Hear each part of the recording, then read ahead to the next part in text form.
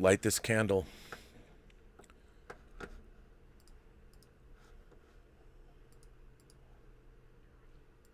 Robservations with Robert Meyer Burnett.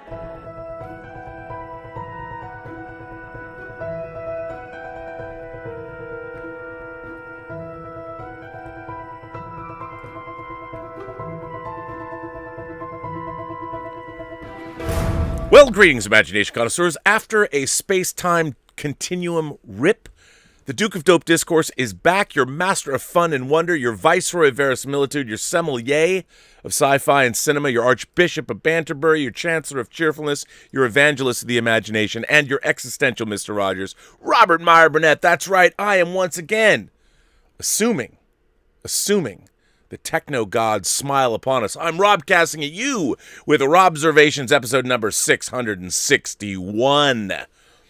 And of course, I have a guest today.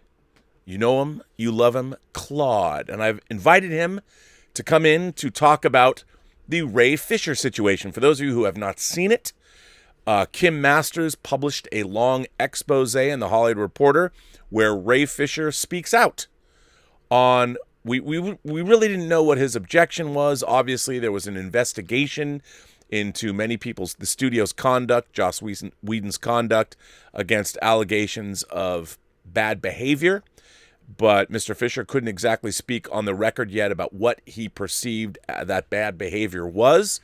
And since then, we've had other people come out, such as former cast members like Charisma Carpenter from Buffy and Angel, also spoke out against Joss Whedon's bad behavior. We also know that with the Snyder Cut finally coming out, seeing the light of day and doing very, very well, that the Snyder Cut vision of Justice League was very different from the studio-mandated version that Joss Whedon put out. And I would like to say that from my personal perspective, it's pretty much what I had thought. The more we learn about this, Warner Brothers lost faith in Zack Snyder's vision for the DCEU. With an upcoming merger with AT&T and people standing to get a lot of bonuses and a lot of money, a lot of scrambling happened. They didn't know what to do. They didn't like where Zack Snyder was taking it, and then a horrible tragedy in Zack Snyder's family, an unspeakable tragedy that no parent wants to face, befell his family. And with the battles he had already been fighting, probably many untenable battles he'd been fighting with the studio, Zack Snyder decided to step away and be with his family, but that gave Warner Brothers the excuse they were looking for. They were trying to pressure him anyway, and they finally got the excuse they needed. They replaced Zack Snyder with Joss Whedon, and Joss Whedon was tasked with turning the Justice League and the Snyderverse into more of the MCU, what we'd seen with Joss Whedon's work on Avengers 1 and Avengers Age of Ultron, which was seen as being more palatable on a number of levels for family audiences. But most importantly, Warner Brothers executives saw this as their ticket to get a $1.5 or maybe a $2 billion gross with their own superhero team, and we all saw the results. It didn't exactly go as planned. We know the story, but it shows that sometimes you shouldn't second-guess your talent. However, with the expose that Kim Masters wrote in today's Hollywood Reporter, Ray Fisher brought a lot of revelations with him, and I think there's a lot of interesting things about where he was at as a performer, where we're at as a society, everything from actors having all the work they put into something butchered, issues of race, issues of profit, issues of greed, issues of corporate malfeasance, all kinds of things. And in order to to discuss this, I think, with a broader perspective than I could necessarily bring to it, you know him, you love him, he's been on the channel before. He's also a very learned man and someone whose opinion I greatly respect. So please welcome back to the channel for a second time today, Claudius. Hello, sir. Hello, Rob.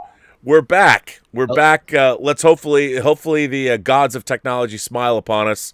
I mean, you're on one side of the country, I'm on the other. Who knows why these things work and don't work? I mean, I can't complain with the kind of technology we have as, it's pretty amazing that we can do these things. It's like having video phones in 2001, but we have them now, and they're ubiquitous. Who would have thought we would be here? So let me Who'd just have jump. thought? Let me just jump right back into. We all know where been hearing about Ray Fisher. You read the article in the Hollywood Reporter today. What do you think of some of the things that I thought that Ray Fisher had? Ray Fisher wanted an investigation done over what he perceived as being misconduct, specifically how he was treated. And he brought up a lot of issues, everything from the fact that his character Cyborg, obviously we saw in the Snyder Cut that Cyborg's parents, he's a young black man, very accomplished, sports hero, very intelligent man. He has two parents that are both basically genius level that love him, even though he has the same problem that a lot of people have with their fathers. They're overworked. They're too wrapped up in their work, so maybe not as emotionally available as a son might want. But basically, this was a family that was also hit by tragedy. And I ask you, how do you perceive Ray Fisher's complaints about what was done to him, and do you think he had any valid points? Well, thanks for asking. Thanks for having me back. So, very complex issue. Ray Fisher's statement at the beginning of the article, I think, was the most appropriate. Speaking as someone who wasn't there firsthand, and let me read what he says. He accused Josh Whedon of gross abuse, unprofessional, and completely unacceptable conduct. And I think that's a great way to put it. Again, not knowing, speaking from my armchair, obviously there were allegations of racist behavior, which is a level of abuse or type of abuse that's harder to prove. And I think you always have to be very careful before you make racist allegations, because there's a higher burden of proof, and the public's going to require a slam dunk of evidence. The reason why I'm speaking like this is because of the echo. So I think that Josh Whedon, as I said beforehand, is guilty of three things. One, taking this job in the first place. Two, delivering a very bad movie that was unsuccessful. And three, he was an asshole. And not being in Hollywood, you can get away with being an asshole as long as you're really successful. But even then, I have to say that, yes, you can. But I've met a lot of very successful people in Hollywood that are not assholes. And I don't think that, I mean, look, it's a treacherous, horrible place to work. And if you want to leave your soul uncorrupted, it's probably not the business for you. But I have met a lot of very successful, very driven people that definitely are egocentric, but really, really talented people who are assholes. A lot of them, especially filmmakers, are very driven and they're looking towards their craft. But you're right. There's a lot of assholes in Hollywood, but I don't think to be successful you necessarily have to be an asshole to become successful. But it helps. Definitely. Definitely. And speaking from someone who's not in Hollywood, in my industry, it's often the same thing. If you deliver results, people are willing to overlook your idiosyncrasies because you're effective. Right. Well, now let me ask you this. Obviously, coming off of last summer and things like Black Lives Matter, I think that our conversation, the national conversation about race, I can't remember in my lifetime when it's been really at the forefront of the conversation the way it is now. I mean, I was too young to be there during the civil rights era. I wasn't born yet in say the 60s when Dr. King and Malcolm X were on the national stage. But it seems like now I don't know if you feel this way, but I think that there's more conversation about race now than ever before. And I see it both as being constructive and also, in a way, very divisive. And I'm sure that plays into some of this. I mean, obviously, nobody wants to be accused of being a racist, especially in the workplace, especially on a project that's this large, and especially when Ray Fisher was, and his character and the depiction of his character was supposed to be the heart and soul of this movie, and then it was not anymore. I mean, literally, in terms of disappearing people, his family, Iris West, was taken out of the film. There were Asian characters that were completely removed from Zack Snyder's Justice League. So to make the Justice League we saw theatrically, so it doesn't look very good. I mean, the optics are not good. And what is your take on all of that? I mean, having seen the Snyder Cut now and seeing the original version of Justice League, was what happened racist? So he delivers a better film. Snyder, you know what? I'm speaking because I'm getting a second. Zack Snyder delivers a better film in 4 hours. Josh Whedon had a very hard job cutting 4 hours down to 2 hours. So as a filmmaker, I'm not sure what went into his process because I don't make motion pictures. But in his alchemy, he determined that we didn't need the cyborg story as essential to the story. And we didn't need Iris West.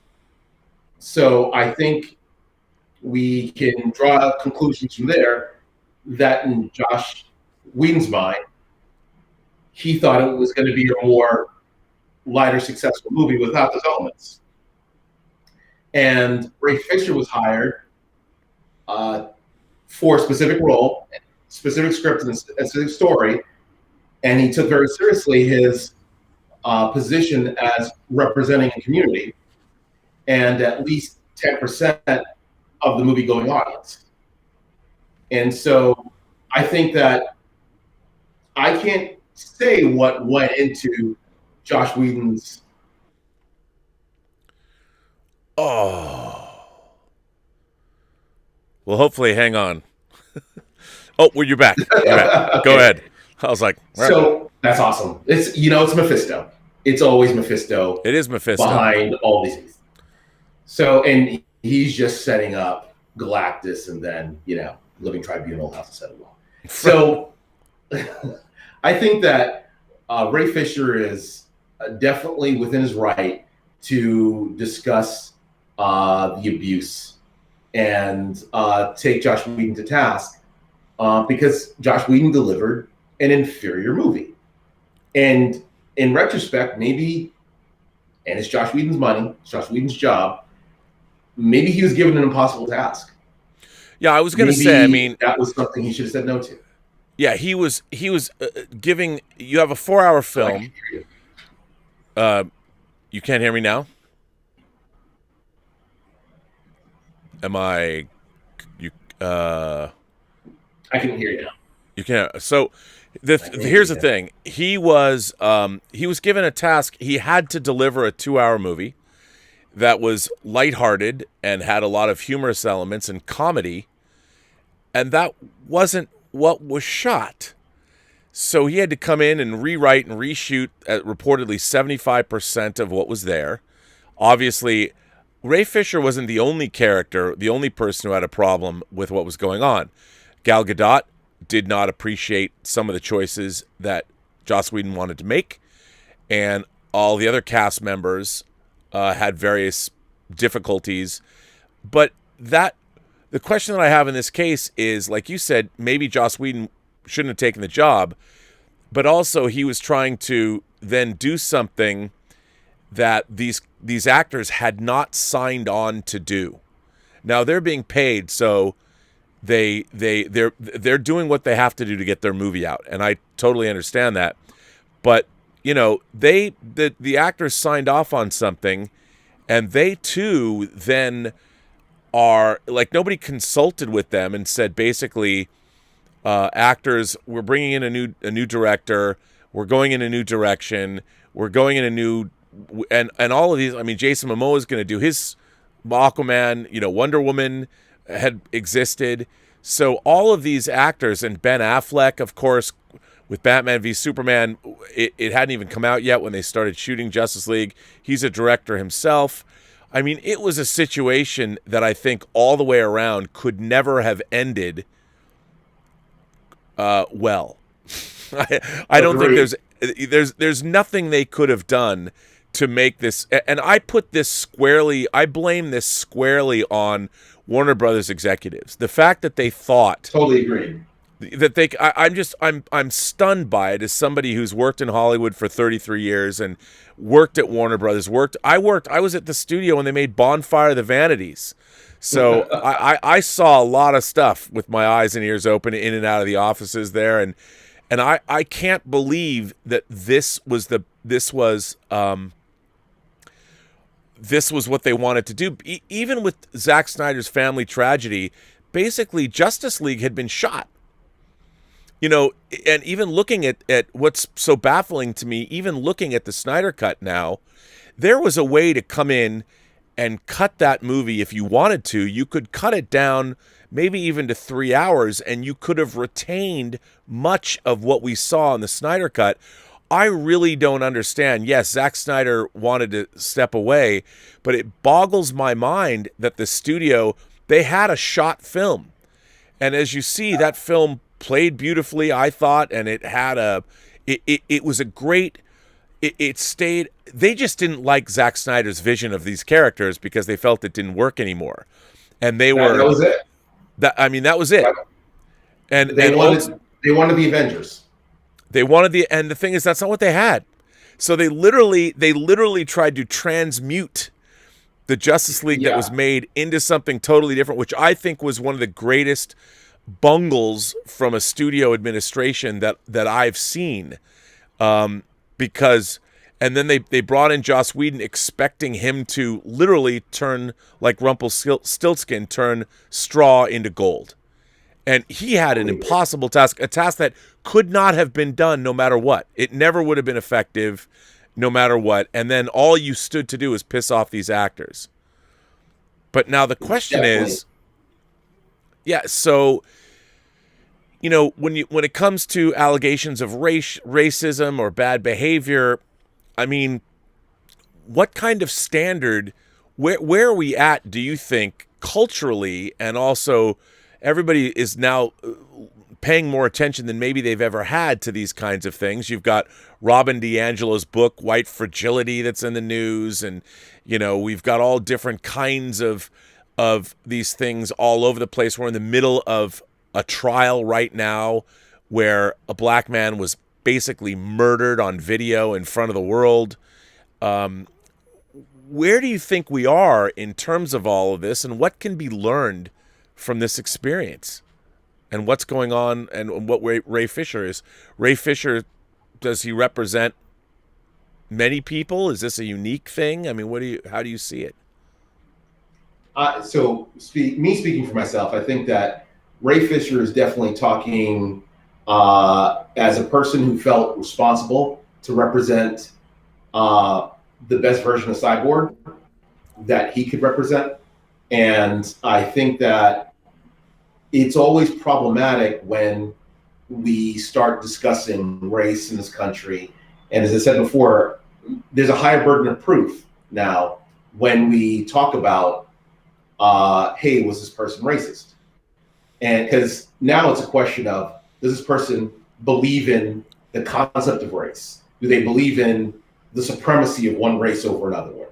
Did they use that in their decision-making process, or was the decision-making process influenced by this idea of race? There's a lot of these steps that you need to walk through in order to get to, bang, this person's a racist. Other than just saying that, hey, we have this culture that's infused by many different things. And sometimes it's funny, I think about it like a role-playing game. If you've got an elf encountering a dwarf, sometimes your ability of success drops. Your persuasiveness is going to be minus, a whole bunch of points when you're dealing with a dwarf. And that explains the prejudice of this dwarf to this elf. And that's how it is for African Americans walking through society. You've got this big minus oftentimes, but you can't prove it because the dwarf's never going to sit there and say, yeah, that's true.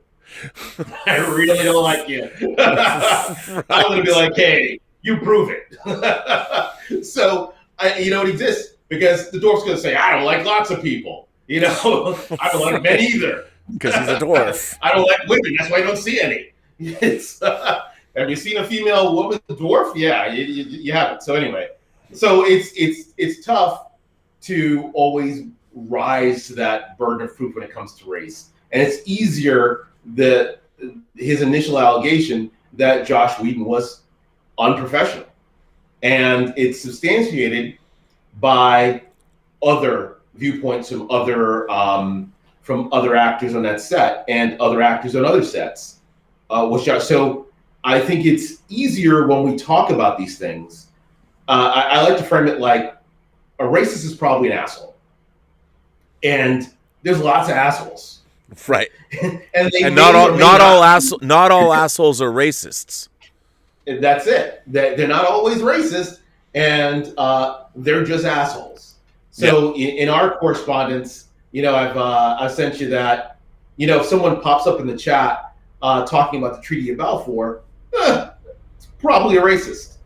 we're gonna, if they start talking about, hey, I think all science should be on the table. How about some people are smarter than others? Probably a racist. But but proving that, now you're going to play the game of, oh well, I'm just talking science here, and we've got a long established history in this country of segregation and prejudice and racism. We've had it against many groups, including Asian Americans and the Irish, and it remains a significant factor for most African Americans. Even though, as you said, things are significantly different than where we were 30, 40, 50 years ago. Yeah, and the opportunities are different. I wanted to say that in this article, Chris Terrio, I know you'll come back. Wait, come back, Claude. There you go. You're back. Okay. What I wanted to say in this article, the article, Chris Terrio, the screenwriter, says that this is a quote. Terrio says that he and Snyder took the portrayal of the first black superhero in the DC film universe very seriously, adding, with a white writer and a white director, we both thought having the perspective of an actor of color was really important. And Ray is really good with story and characters, so he became a partner in creating Victor, referring to Cyborg's first name. And I think, look, Ray Fisher's experience in creating this character and performing this character was that he was working in tandem with the writer and the director, and I believe Chris Terrio gets sole screenwriting credit on the Zack Snyder's Justice League. And so this was his perspective. Ray Fisher comes in and he's like, I'm working with the writer and the director to give my character the heart and soul that he needs and the respect that he needs. And all of that was taken away from him when Joss Whedon came in to reconceptualize the film. And I think that alone, with that not taken into consideration, and that's something at the studio level that they should have known or realized. And, again, I'm trying not to be a Joss Whedon apologist, but it wasn't. Joss Whedon came in not to preserve what had been done. He came in to reconceptualize the movie the way he saw fit. So it isn't surprising that Joss Whedon mandating, who's given a 2-hour time limit, a 2-hour running time, that he had to like cut things. And in his mind, he's like, I need to deal with the core of these 5 characters. I don't have time to go into the backstory of either the Flash or Cyborg, which we got a lot more of in the Snyder Cut. I can see how that was one of the first things that he got rid of. But I'll bet you he didn't sit down with Ray Fisher and have a conversation and say, listen, this is where we're at. This is what you've done. And as a matter of fact, I mean, I don't understand why the studio didn't sit down and they have a meeting about all this with your talent. I mean, you've got an Academy Award-winning writer in Ben Affleck, who's already worked with Chris Terrio, and I feel like it was just a failure all the way around. But what definitely? Sorry. So going back to the Booyah episode was when Jeff Johns and Ray Fisher's people, they tried to come together, and Ray Fisher in the article really didn't think that Booyah reflected the character that he had created and shot. And I would go with Ray Fisher on this account. That yes, I would. He was probably right on. I love the cartoon. I don't think it fit for this movie. Not at all. We're not dealing with that Cyborg. We're not dealing with that Justice League or the Teen Titans. So I think that he was sidelined and ignored. It was definitely Josh Whedon's ball to take, and he's, hey, you know what? This is the vision that he sees. That's what the studio hired him for. The studio is giving him license to hack up Snyder's work with Snyder's team, and it's unfortunate all around. So I agree eventually with what Ray Fisher says about the leadership at Warner Brothers. It's like none of this should have happened. No, and I have to say, there's something from this article. After Fisher's reps were told that Whedon planned to make major revisions to the film, he flew from New Jersey to meet with Joss Whedon in L.A. When the two met at a bar, Fisher says Whedon, quote, was tiptoeing around the fact that everything was changing. As he left the meeting, Fisher was handed the revised script, which he read twice on the plane back. Gone was Cyborg's traumatic backstory, his relationship with his mother, whose loving scenes with her son were eliminated, as was the accident that killed her and led to his transformation. The material was later restored in the Snyder Cut. It represents that his parents are 2 genius-level black people, Fisher says, and we don't see that every day. And I think for somebody who'd already done all of this work, to see that removed, how can you not see that as a slap in the face? And from his perspective, I mean, I think that's really problematic. It seems as though Gal Gadot and Jason Momoa felt much the same way about this cut and about it, but didn't really go on record in the way that Ray Fisher did. Right. Because it's not good in the industry to be seen as problematic. Also, they have their own individual movies. It's like, yeah. Gal and Jason got to get paid. They got their Aquaman 2's coming, Wonder Woman 3's coming. It's like Gal Gadot got her nice little $10 million bonus for putting Wonder Woman 1984 on. So, I mean, look, a lot of this, it all comes down to money as well and business. It ain't show friends, it's show business. That's what Bob Sugar says that I stole from Jerry Maguire. But it is true. You're do you want to become an activist or do you want your $10 million? I mean, it's the eternal struggle. I could see Ray Fisher's, in this article, I could see Ray Fisher's problem with the entire process and how it went down. It's pretty clear that he went from being a partner to a bit player and a background character. Mm-hmm. That's a big deal.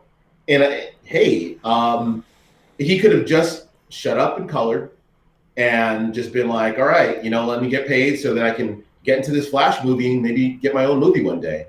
But he didn't. Right. So, and so in the age of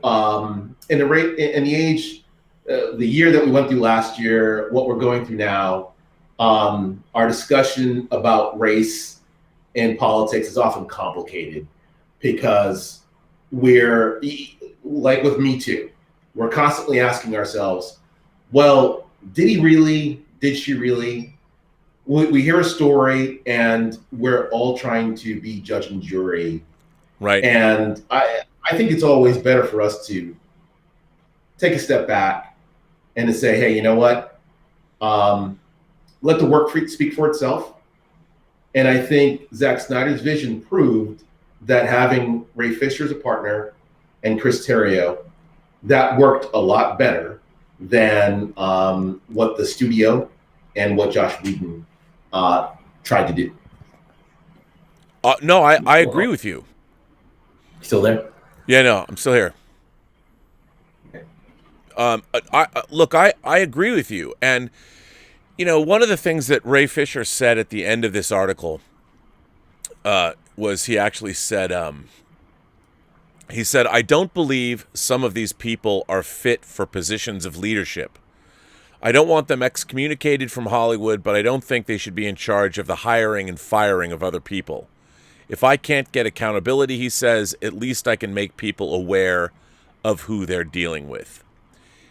Now, on one hand, I would say, well, I maybe could agree with you. But on the other hand, Hollywood is not exactly known as a bastion of stability in terms of corporate leadership and what goes on. There is a lot of, there's glitz and glamour. There's a lot of financial rewards here. And basically, especially at the studio level, unlike other, say, corporate places where if you're a captain of industry, and whether you work in fossil fuels or high finance or publishing or big tech or big pharma, there's hierarchies there that are pretty well understood. But Hollywood is a whole different beast, where a lot of it is like, it's the dream factory.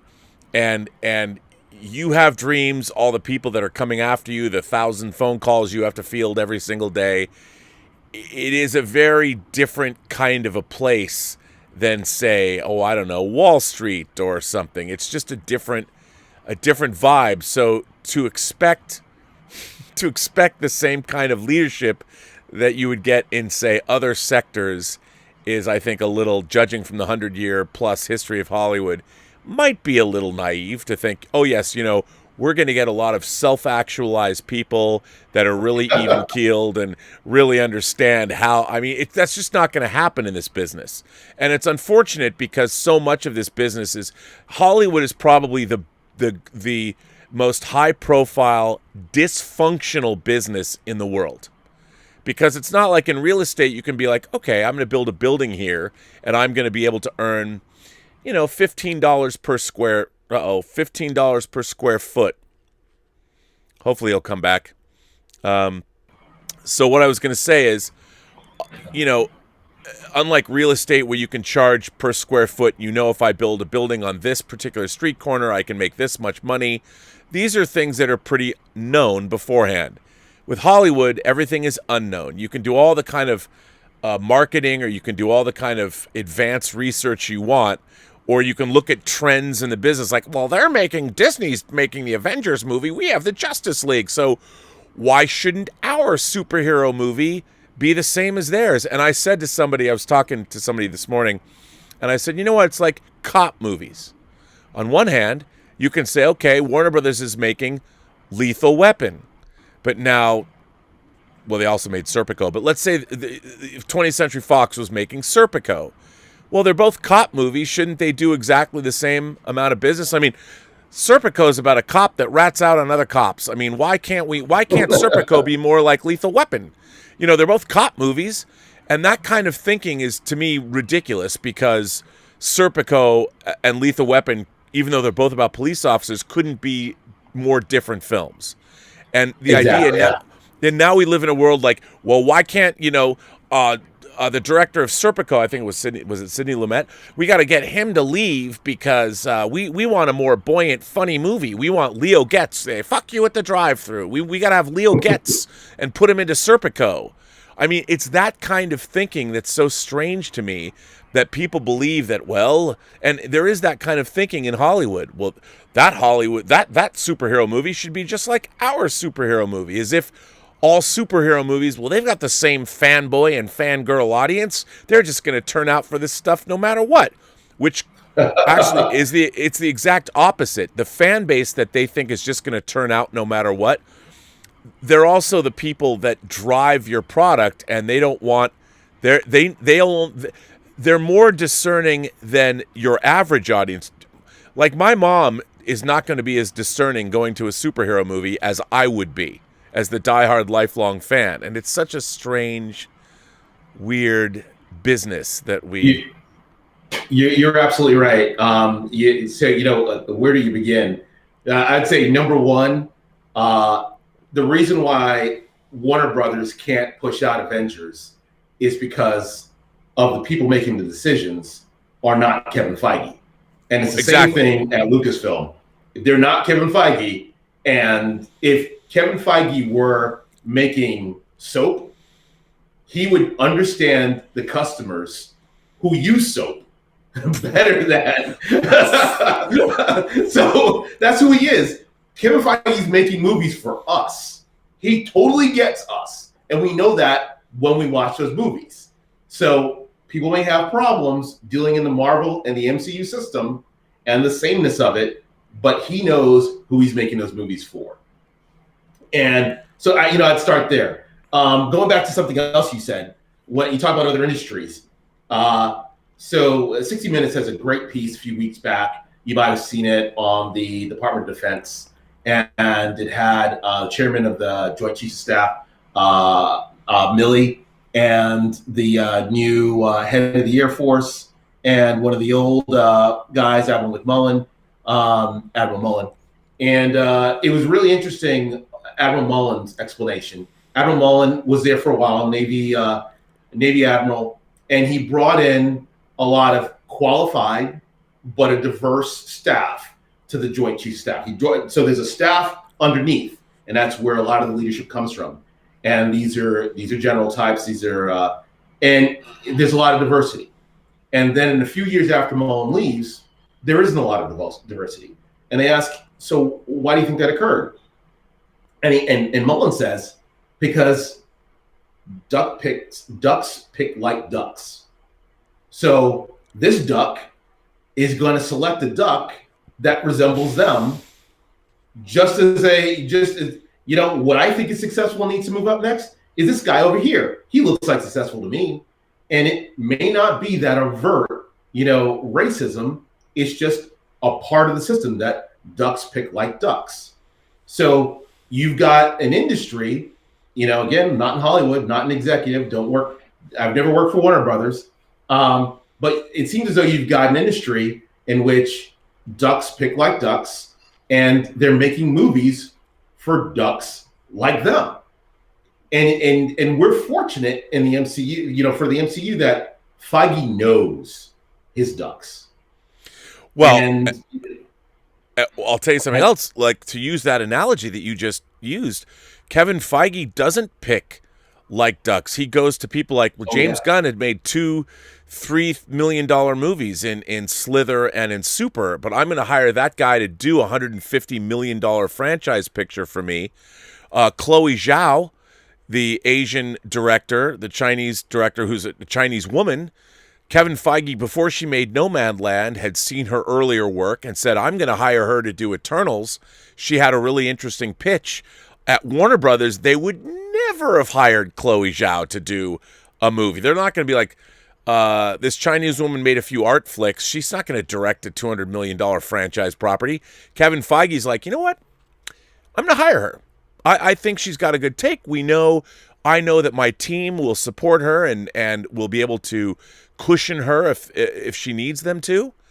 And now we got Nomadland that she was making either before or after Nomadland has come out, wins Golden Globes. It's probably going to win the Oscar. She's going to win the Oscar probably as Best Director. And Kevin Feige already has Eternals because he goes with his gut. He knows. He doesn't have to. He knows. He makes decisions, unlike other studio executives, based on his own, whatever his own. He's like a studio executive like Jack Warner was, or Louis B. Mayer. You know, these old studio heads of yore that would make these decisions based in their gut instincts. And Yep. we don't have that anymore. That's what Kevin Feige and his lieutenants, Louis Desposito and Victoria Alonso, the team over there, they're making some bold moves, and they're not answerable to anybody because they're successful. And just because, I'm reading the chat, and so I want to say that when it comes to the Ducks, that doesn't explain every situation. Right. Just using this analogy as a model and saying that, and I'm not saying that, clearly there are in many instances of bias. But when it comes to making a product and knowing who you're making that product for, that's when this question of who's Feige talking to? Feige knows who he's talking to. Yeah. Losing you here. And I don't think that Warner Brothers knows who they're talking to. They're talking to they're talking to market analysts who Right. are looking at data that are trying to figure it out. Steve Jobs knew who he was talking to because Steve Jobs was talking to himself. The size of the iPad is because that's what Steve Jobs thought the iPad should be. He didn't think it should be any bigger. He didn't think the phone should be any bigger. Steve Jobs was talking to himself. So that's what I mean by someone who is a product marketer. If you want to translate that to another industry and compare that to Kevin Feige, I think Josh Whedon was successful for a while because he made films that Josh Whedon wanted to see, and Yeah. Josh Whedon can talk to a particular group of ducks, and he understands those ducks clearly. Again, not a perfect model, and there are clearly times when there is clear bias and clear racism. Just want to make that clarification. Well, I mean, that's I think that nowadays though it's a very interesting thing because we now live in a world where suddenly we're being told that, like, I have to tell you, like, I don't get up and race is not something that I am preoccupied by in my own day. I'm thinking, when's the next house payment due? How am I going to get the next job? I got this movie I got a project on and whatever. And even when I work with people, I was editing a film for a good friend of mine who's a black director. I'm saying that he's a black director now because I'm trying to make the point. I don't think of him as being black. He's just my friend Darren. It's just like I don't classify people in terms of the way they look. To me, it's like, oh, he's a director or she's an artist, or I think more like who they are as opposed to their traits. And I think it's kind of strange that now we live in a world where a lot of us, most of us, people are being told that that's you don't even understand. You're racist, but you might not recognize it. And I'm like, I don't know if that's necessarily true. I think there is, obviously. I mean, I was raised Jewish, and I don't look Jewish, so I've heard some really hateful things said about people who really don't like Jews. And I've always wanted. I mean, I usually try and avoid confrontation, but there have been some people I said, why do you say that? Like, where did you come up with that idea? Did you read it? Was it something that you experienced personally? Like, I mean, when I was younger, I actually met people that thought Jews had horns. Literally, I thought, wasn't that something that went out 100 years ago? But they really did. And I'm like, I mean, I'm sure like there are modern primitives who have horns even inserted into their heads. But I'm like, where did you come up with that idea? Like, and in the real world, so there is a lot of crazy racism, but I find it like in this particular case, I just don't know if that really was a motivation there or not. Although I can't stop but think, I'm like, the thing about Cyborg's story in this particular movie, his parents and the relationship they had, to me, it wasn't even about being black or white. It was about a person, a man who had a relationship with his parents that I thought was universal.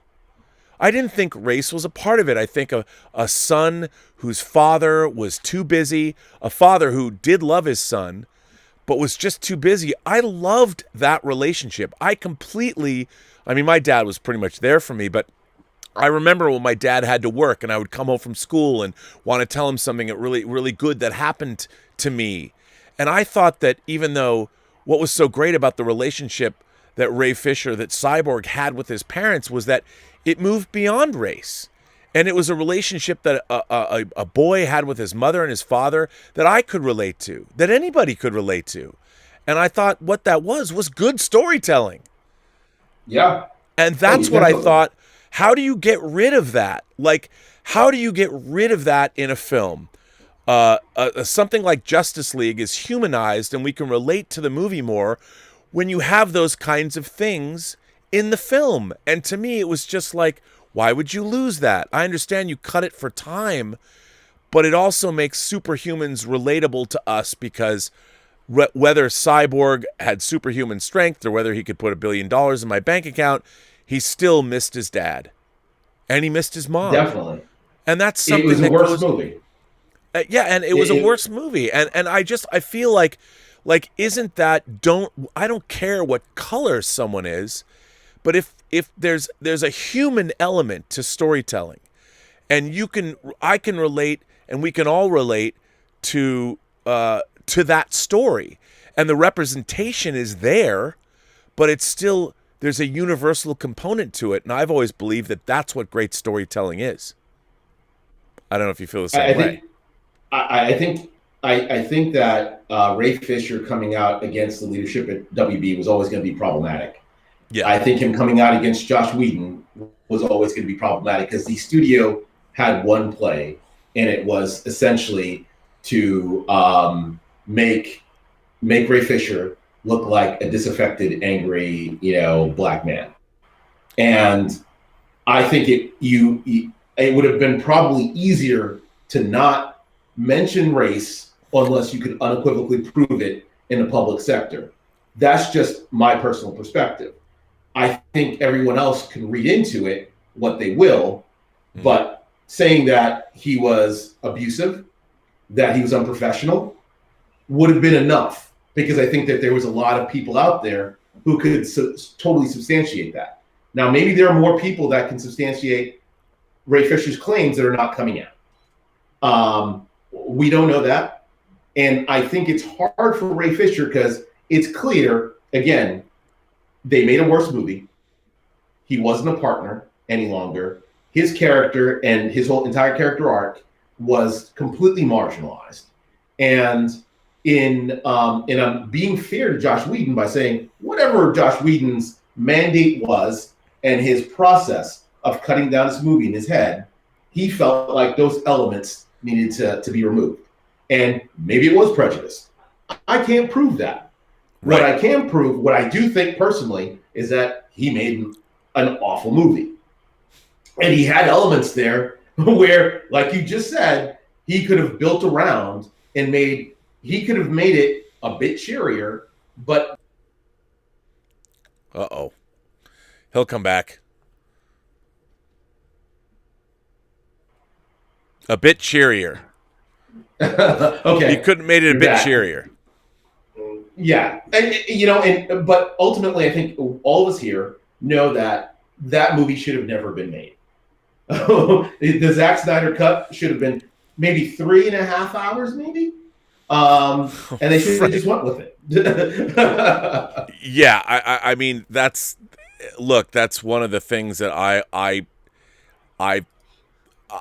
find baffling. I find baffling even as an editor, with all the slow-mo and things. I mean, the movie was already there. You could definitely have turned it into something. They just didn't want to go with his vision anymore. That was the thing. The Warner Brothers executives completely lost faith in Zack Snyder's vision. And they wanted it to be Avengers, and more importantly, they wanted to make Avengers money. because Batman v Superman underperformed.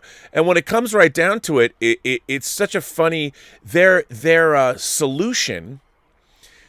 I mean, it's one thing to go hire Joss Whedon to make a Justice League movie from scratch, but to have him retool something, you know, you don't. If you have a Lamborghini, you don't ask somebody to turn the Lamborghini into a Toyota. Like, why would you do that? I mean, you can't. You have a Lamborghini. You've got this 4-hour cut of Justice League that is pretty epic, pretty spectacular, that felt of a piece. And more importantly, it felt like a continuation of what Zack Snyder had already done. And I would even go back further and say, who are you guys to make a movie like Batman v Superman: Dawn of Justice that cost $450 million with marketing? Like, why would you possibly make a movie that costs that much money? That, I mean, even Man of Steel at $225 million. I mean, these kinds of movies. Can't you do them? I know for a fact you could do them cheaper if you wanted to. Rob, if that was you and me in the boardroom and someone walked in and said, "Hey, let's do Batman versus Superman," we'd have stopped it there. We'd been like, "Okay, well, wait a second. Where's the Batman origin movie? Where's the Batman solo movie before we get to this?" Right. Hold a second.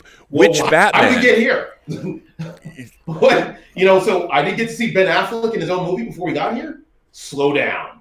I think that would have been the first thing that we would have said. But they were, the mismanagement there is evident in that decision to make BVS, in my opinion.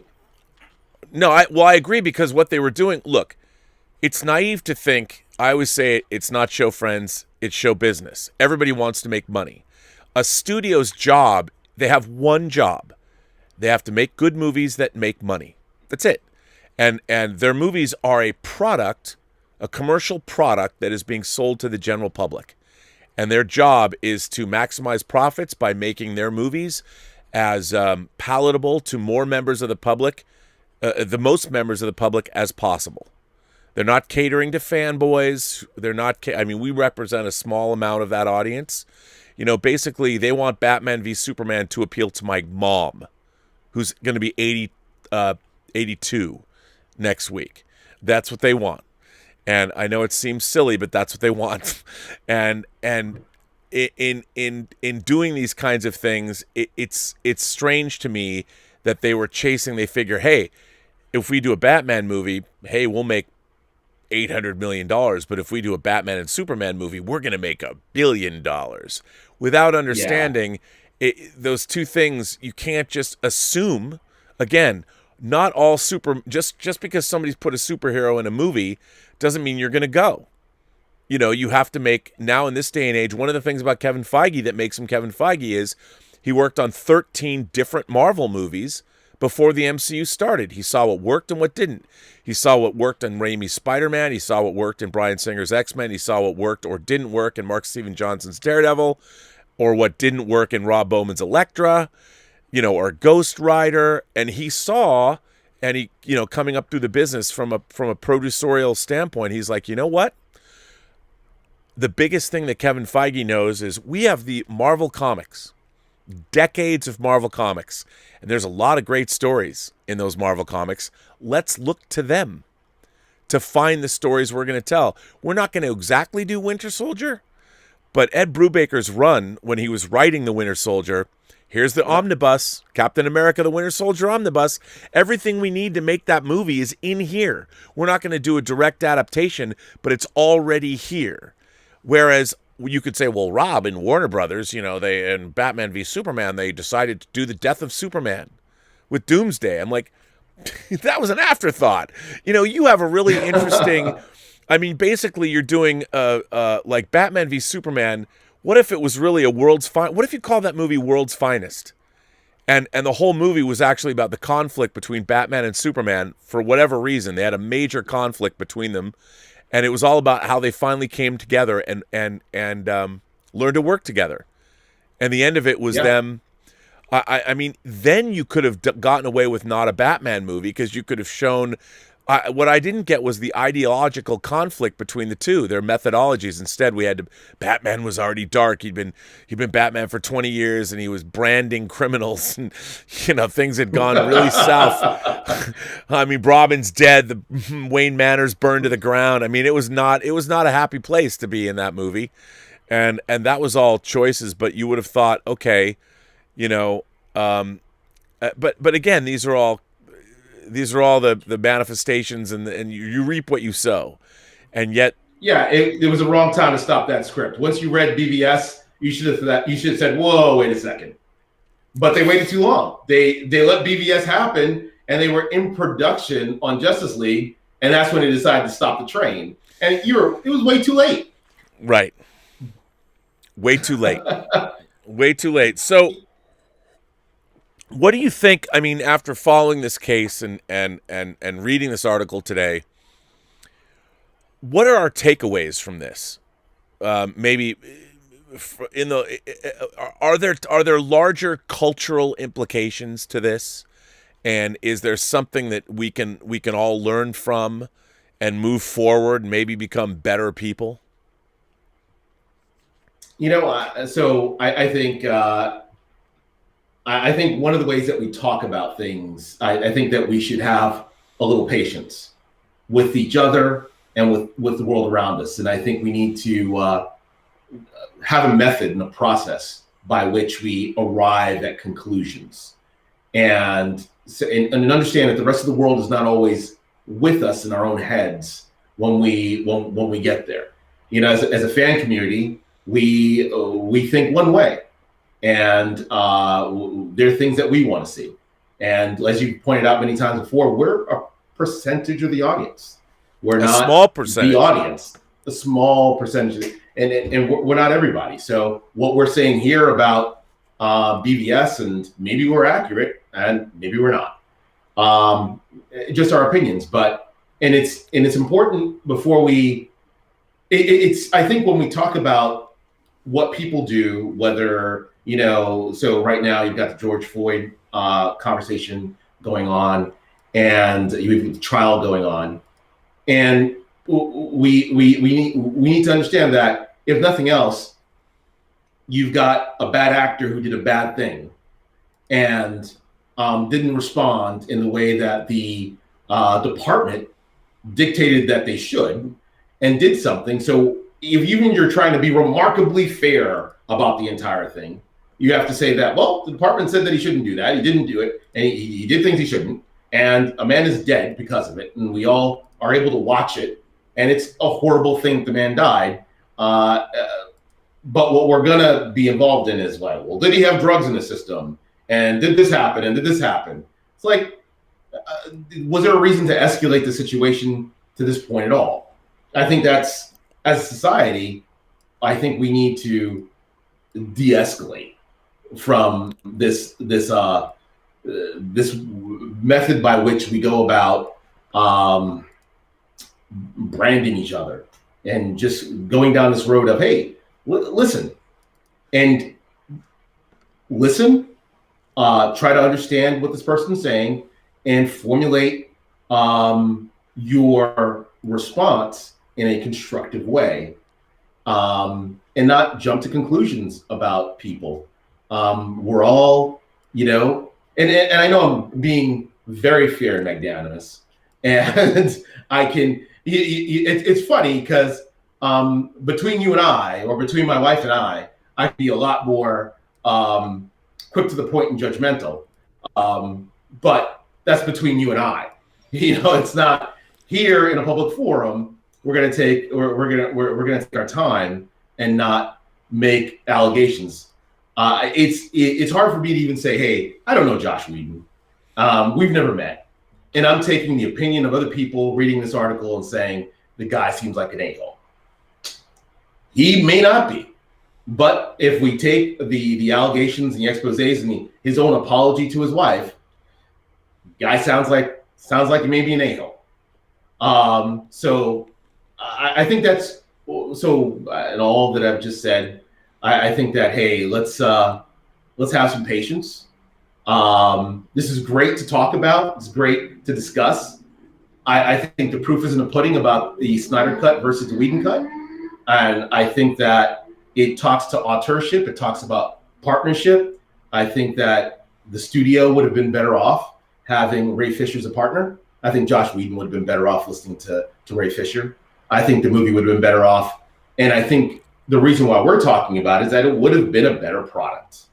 And ultimately, that's where we center all of our conversations. Would this be a better product if had these things occurred? And I think most of us sitting here, I'm not sure who in the chat and who viewing this, think that the Whedon cut was better. And if you do, hey, more power to you. No, look, I agree. I mean, I think that I've always believed, I talk about it on the show all the time, I'm a big fan of authorship. You know, you want to feel, I think our best entertainments are those that were given a vision or a point of view from that is of a piece. Like the best films, I mean, if you're working under a great auteur, like say David Fincher, the crew knows what they're doing. Even like, I'm a huge apologist for Avatar. I don't know why, Avatar was a huge cultural phenomenon when it came out, but everyone's like, it's just Fern Gully in space now. I'm like, look, man, James Cameron knows how to make a movie. And he's always making populist films, whether it's Titanic, whether it's Avatar, whether it's Terminator, even True Lies. And the guy's also a master craftsman. And it's I feel like when you see a James Cameron movie, you know what you're getting. And he delivers. And I think all of our best filmmakers do that. And all of our favorite authors, or your favorite comic artist, or your favorite video game designers. I mean, if you're a Metal Gear Solid fan, you know who made that video game. Kojima, you know, he's the man. And sometimes he's not successful, but at least you're down with his vibe. So that's what you want.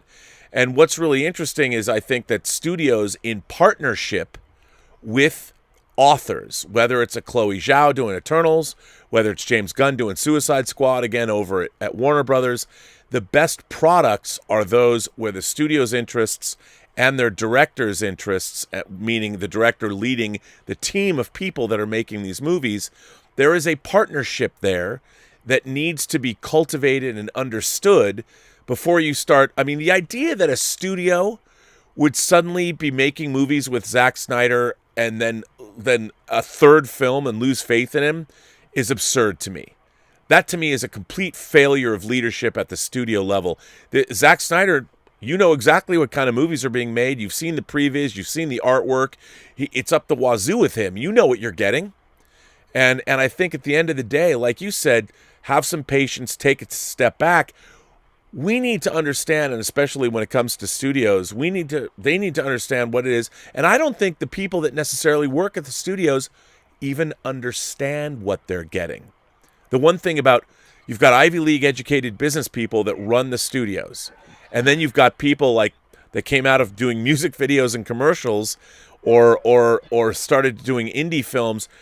Making movies is so diametrically opposed to having an Ivy League business degree that it's amazing that they meet. Luckily, Kevin Feige's a guy that came up he started working as a PA for like Richard Donner. He's worked his way up in the filmmaking business, and as a fan and watched how movies got made, it's a very different thing than when you suddenly are, I just got my degree from Harvard or Princeton or Yale. And you know, Rob, I want to jump on that I think Feige does not watch Twitter to figure out what Marvel fans want.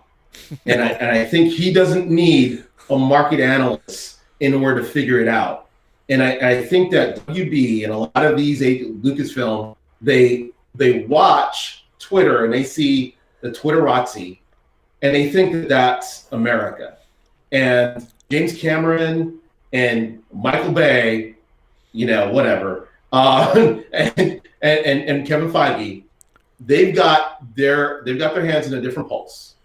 Yes. They understand what that market is.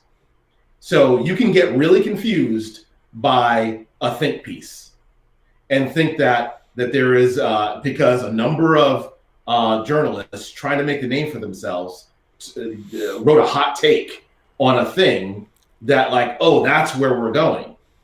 You don't understand this IP and this material.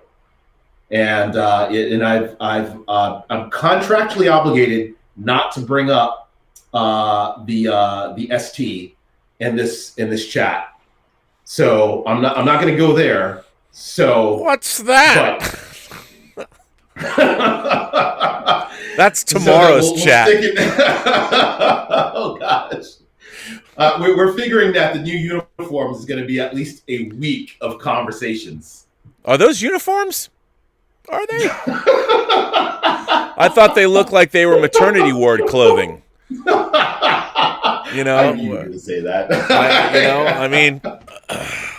Let's get those women barefoot and pregnant on the bridge of the Discovery, right? I mean, I don't. By the way, that's a joke, people. Don't jump all over me. It's such a weird. Anyway, yeah. There is an interesting case where I think the people that are making modern Star Trek are actually fighting against what Star Trek is. They've been trying to turn it into something else, whether it was Star Wars with J.J. Abrams or now with Alex Kurtzman. It's supposed to be this enlightened, woke future the way they see it today, as opposed to extrapolating, where's humanity going to be 1,000 years in the future? Where are we going to be? Hey, you said it before, Star Trek, the original series, was woke in its own sense because it showed us an aspirational future where we weren't dealing with those problems. The aliens had those problems. Yes. We were a united team functioning and exploring the cosmos, righting wrongs and correcting things. So I definitely like that vision more. Yes, it seems as though there is a lack of a Kevin Feige there too, who truly loves the original material and said, okay, where can we go now with it? So yeah, let's go back to Kevin Feige and hey, the Red Skull is on Vormir and not Death. What's up with that? That was a change that was made, and I think is it a controversial call? Is it a good call or not? I think it was. Yeah, to me, it's an interesting call. Boy. It's an interesting call that Red Skull's on Vormir. I can't hear you. Uh-oh. You can't hear me now. Can you hear me now? Well, still there? Yeah. Did you lose me? I can hear you. You can't hear me? Did you lose your headphones? No, I don't hear you anymore. I don't know if you hear me. I can hear you. Yes, I can. I can hear you. Yes, I can. Oh, you hear me? Okay. Yes. Sorry. I have lost you. Well, you can keep talking. No worries. You can keep talking if you want.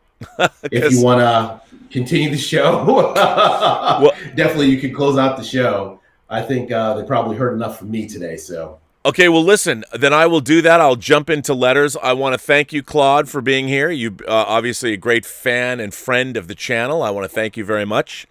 It was a very interesting conversation. I love having you here. And every time you're on, I feel it's very worthwhile. And we will do this more. So I want to thank you for being here. And everyone in the chat, please thank Claude for being here. So I will say to you, sir, we will talk again. Yes, you will come back. So I will say goodbye to Claude. All right, sir? All right, then. Well, ladies and gentlemen, boys and girls, gentle beings, kind souls, that was Claude. He's, of course, one half of the official first couple of this channel, him and his lovely wife, Candida, and their son, Spencer. Imagination connoisseurs par excellence. Claude is somebody I greatly admire and respect. Let's just say he may or may not work for top men. Top men. I want to jump into some letters. Boy, there's a lot. And this one comes from Jonathan Rossler. Jonathan Rossler. Dear Rob, Facebook, YouTube, and Twitter responses can really show signs of ignorant people. There's this misconception that Snyder fans want Snyder's vision to be reinstated in the current DCEU film universe canon, but that's not necessarily the case.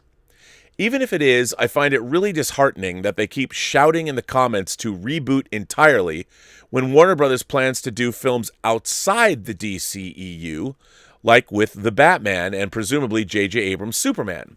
A reboot isn't necessary since I believe enough elements work for there to be a core fan base for what is now being referred to as the DCEU Earth 1, so why complain? If you don't like them, don't watch them. Go check out what's going on with the DCEU Earth 2.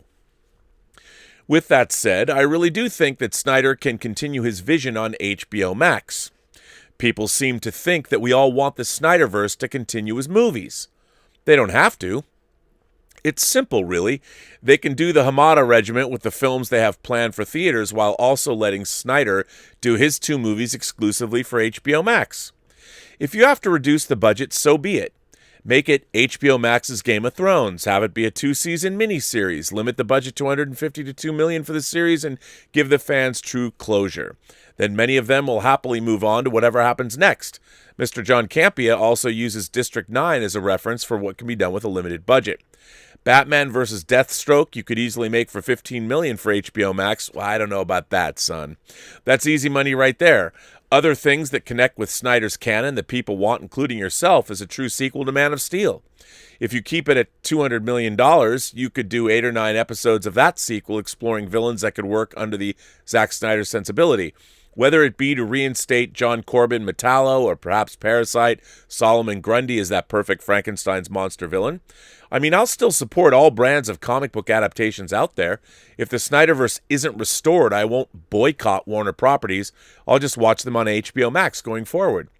Thank you for reading this. You have a big heart, Rob. It's cool that you're so open to talking to people from all walks of life. Sincerely, try and be a consensual, Jonathan. Well, Jonathan, I have to say, I think you're right. Look, remember, the Snyderverse hasn't gone anywhere because Wonder Woman is still going strong. That's an offshoot of the Snyderverse. Obviously, Aquaman's going on. Now, I don't know if Zack Snyder's Aquaman would have been the same as James Wan's, but I definitely think those are part of the Snyderverse for sure. Absolutely. And we're getting some of that. What I would like to see, if I was Warner Brothers right now, and I don't know if you could convince him to do it, I think the world needs... Ben Affleck needs to direct the Terminator Batman movie. And you know what? You go make that movie for a price. You make the Terminator Batman movie. Ben Affleck is one of your prized directors. I understand after Live by Night, it might not have done as well as you wanted it to, and Ben Affleck was going through a rough time, but he's made 4 very respectable movies for you, including a Best Picture winner in Argo, which he directed. I think it's a no-brainer. I think you, in order to appease the Snyderverse fans, do everything you want. You make a Batman movie. You make Ben Affleck's Batman movie where he fights Deathstroke, where he fights Slade Wilson, Joe Manganiello. You make that movie. People want that movie. It is a continuation of the Snyderverse. You have Zack Snyder executive produce it. You have Ben Affleck direct it. And I think the Chris Terrio script that already exists, it's probably already there. I've heard that there's a script that exists. That's what I would do. And you know what? Cap it. Make that movie for $85 million. Figure out how to make it work. Make it character-based. Go light on the special effects. Go make a kick-ass movie. Think about it the way the studio thought about making Deadpool. They made Deadpool 1 for $65 million. Tim Miller directed it. That movie kicked ass. If I was running Warner Brothers, I would greenlight, assuming you could get, of course, Ben Affleck to come back. I'd say, Ben, obviously you look great. People respond really well to you. They love, I know you don't maybe not want to get in shape the way that's a pain in the ass, but I think that if I was in charge of Warner Brothers, I would greenlight the Deathstroke. I'd re-greenlight the Deathstroke. I don't know if it had a greenlight, but I would go back and make Terminator versus Batman. Or just Batman versus Deathstroke. And just call it that. maybe not Deathstroke, or actually don't call it that. Give it a cool title or something. Like The Long Halloween, cool title. The Long Halloween it's not Bat, but you know what I mean. You come up with a title, and maybe the subtitle's Batman versus Deathstroke or something. That's what I would do. That would appeal to people. So I think that would be the way to do it. So yeah. Mr. Mystery writes in and says, "Hi, Rob. I was sad to see that you were disappointed with Godzilla vs. Kong. I recall how enthusiastic you were for 2019's Godzilla King of the Monsters, as it was a throwback to classic Godzilla with lots of fan-favorite monsters making appearances and an undeniable whimsy that greatly separated it from the franchise's first entry. While I found the film to be satisfying, I do agree that the plot seemed needlessly complicated and often absurd. I do think the film delivered where it counts: top-notch monster battles, an endearing personality for the vastly superior character King Kong, and flat-out outstanding visuals. I do have a theory about why Godzilla felt like an afterthought, why the Hollow Earth felt underexplained, why the technological advancements felt jarring, especially coming off the previous installment, and Kong allowed the humans to build a massive dome over him? What?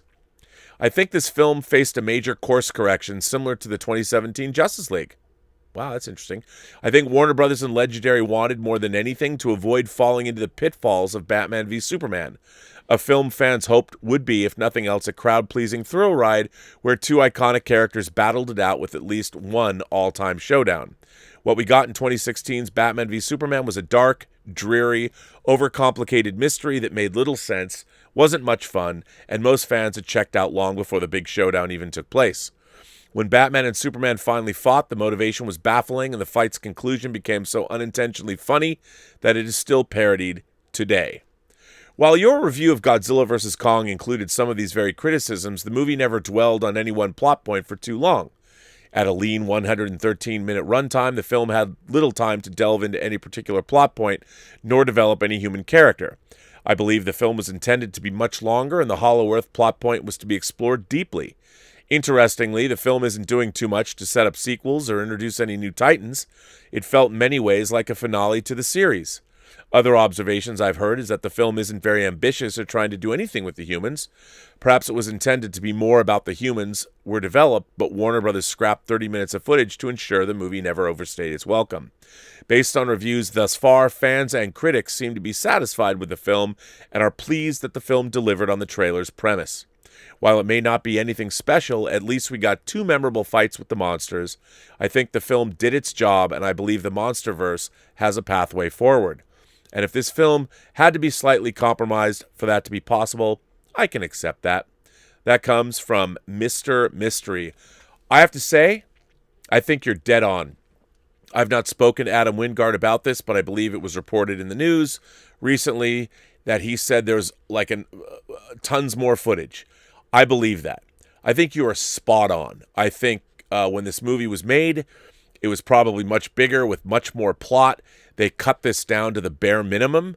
That's why, for me, the movie is relatively nonsensical in terms of all of its human characteristics and what was going on with the characters. I think you're right. I think this was going to be a 2.5-hour monster extravaganza. I think they learned from Batman v Superman, and they're like, you know what? Let's cut this to the bone. Let's get to what everyone wants to see, the main fights, and let's make it enjoyable. And I think all the human element was sacrificed. And obviously, I guess they knew what they were doing. It looks like the box office is very robust. We'll see how when it goes into weeks 2 and 3. Everyone seems happy with it. Would I have liked a better film? I think so. I would. I mean, it's crazy for me to say, that to say that all the monster fights were okay. I even thought those could be better. I thought the fight in the water and the ocean was spectacular. But I know I would like to have seen more human involvement. Kyle Chandler and Monarch. I mean, clearly, what were they doing? Whatever the Monarch backstory was in this movie, other than Kyle Chandler going, oh my God, my daughter's here, or, oh, all we know is Godzilla's hurting people. I believe that the Monarch backstory was completely cut out of this movie. It's clear to me that why is Kyle Chandler in this movie? Well, I wouldn't be surprised if we get a much longer version. I would love to see an extended cut of this movie on home video. I hope they make it, because it certainly looks like we're missing a lot.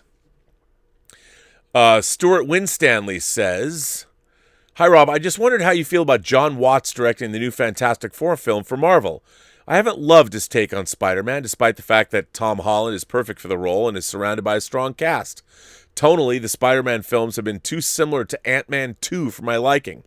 I don't know who's to blame for that, Marvel, Sony, or John Watts' sensibilities as a director. Don't get me wrong, I've enjoyed the Spider-Man films, but I haven't loved them. I feel the character needs to be taken more seriously. I like Marvel's particular brand of humor, but I would like to see a more serious tone with humor offering moments of levity. Spider-Man is one of Marvel's flagship characters, and I want to see him get the treatment he deserves. Same with the Fantastic Four. I guess what I'm saying is, I guess that's what I'm saying. Think of Wonder Woman's introduction in the Snyder Cut, and then think of MCU Spider-Man. As always, I'd love to hear your thoughts. Cheers to yourself and the Post-Geek Singularity." Look, I agree with you. I like the Spider-Man movies. I don't love them. They feel rather lightweight, I guess. I mean, I did like the relationship that Peter Parker had with Mysterio. I did like that. I just felt that it did feel so lightweight at the end. I wanted more of a personal dilemma when it came to Spider-Man. But I hate to say this, as much as I love Tom Holland as Spider-Man, but I think the Spider-Man movies are maybe the Marvel movies I like the least. Not because they're not good, but just because they don't offer me a lot personally in the way of story that I find compelling. But I think you might be right about that. I don't know if that's John Watts' take. He's a fine director. The scenes move, but it might not be so much John Watts as it is the scripts. But I don't disagree with you. I'd like to see more. I would like to see more. James Wallace writes in. Our friend James says, "Hi, Rob. After hearing about the Warner Brothers shop closing and rumors that a 4K Blu-ray of Aliens will only be made if fans demand it, the sad reality you've predicted over the years is coming closer to becoming a reality. Funny thing is that physical media is more essential than ever. I'm buying up as many Blu-rays that I can due to I can see them not being available before too long. The interesting thing is that people in the industry could learn a thing or two from the archival material and physical media. In fact, even people that have podcasts on YouTube talking about current affairs with regards to casting in filmmaking. A couple of examples. I bought Jackie Brown on Blu-ray a couple of months ago, and I finally got around to watching it. This is, in my opinion, Tarantino's best film. I saw it in theaters back in '97 and then on home video a few months after its theatrical release. And then last week I watched it twice. Engrossed by this underrated classic, I watched all of the archival material, which, funny enough, talks about Michael Keaton's casting in the film. Now here's where it comes to people can learn from the archival material on these discs, things that affect today. The past few weeks, people have been speculating if Keaton will be in Flashpoint because of what he said in an interview about not doing the film. Okay, past his prologue for a reason. Tarantino had to convince Keaton to be in Jackie Brown.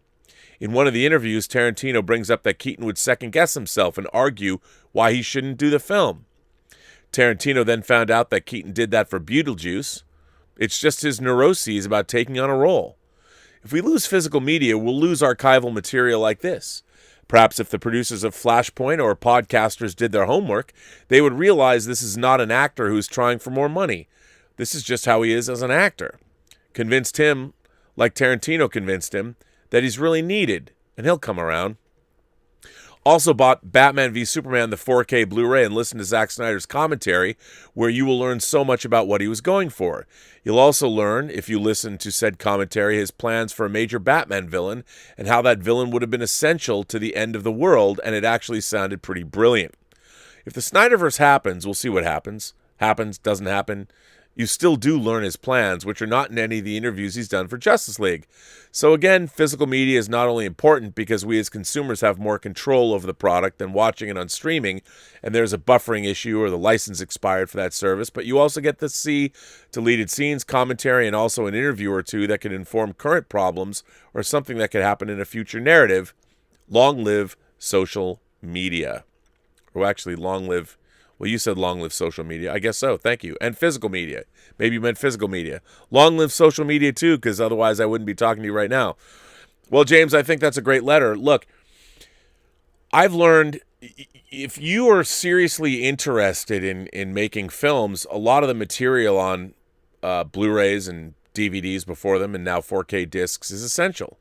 You'll learn more if you watch your special features than, I mean, even sometimes going to film school, barring making a movie, which you should do if you really want to do that. But yeah, I mean, I agree. I don't like to see physical media go away. I've been buying physical media. This is May will mark my 41st anniversary buying physical media. The very first physical media I ever owned was Halloween, the VHS for John Carpenter's Halloween on Meta, before it became Media Home Entertainment. Meta, that was Charles Band's video label. I didn't know that at the time, but and I enjoy my physical media collection. I love having it. I love collecting it. I love knowing it's all there. And I've got my collection of favorite movies. I can go buy. Hopefully, I'll be able to make more movies in the future, so I can use all these discs as reference material and continue to justify writing them off in my taxes. But barring that, I agree with you. I don't want to lose physical media. I think with the PlayStation 5 having a beautiful 4K player in it, it's maybe extended the life of physical media. But I don't expect seeing discs being sold 5 years from now. Maybe there will be some. But, and as I've said on the show, my fear about physical media, I don't necessarily need the physical media. It's the availability of the films, that all those cult titles that as we move further and further away, modern audiences are going to have less and less interest in them. And I would hate to see that happen. I think our rich cinematic legacy needs to be preserved and continued. So, we'll see about that. I was going to read this right off the bat, but everyone knows. You know what? I'm going to save. I have a Willow Yang letter. I'm going to save it for tomorrow. Willow, I'm saving your letter to tomorrow because I'm doing a Star Trek show tomorrow on Modern Star Trek. So I'm going to save your letter for tomorrow. I hope you don't mind me doing that. This one comes from Jeremy Fontaine. Jeremy Fontaine. Hello, Rob. This is my first time writing to you, though I guess you could say I'm a longtime fan. I was an avid AMC Movie Talk watcher, and I remember your first appearance on Heroes with the great John Schnepp. By the way, my 6-year anniversary will be on April 14th. April 14th. That will be, what is that, next week?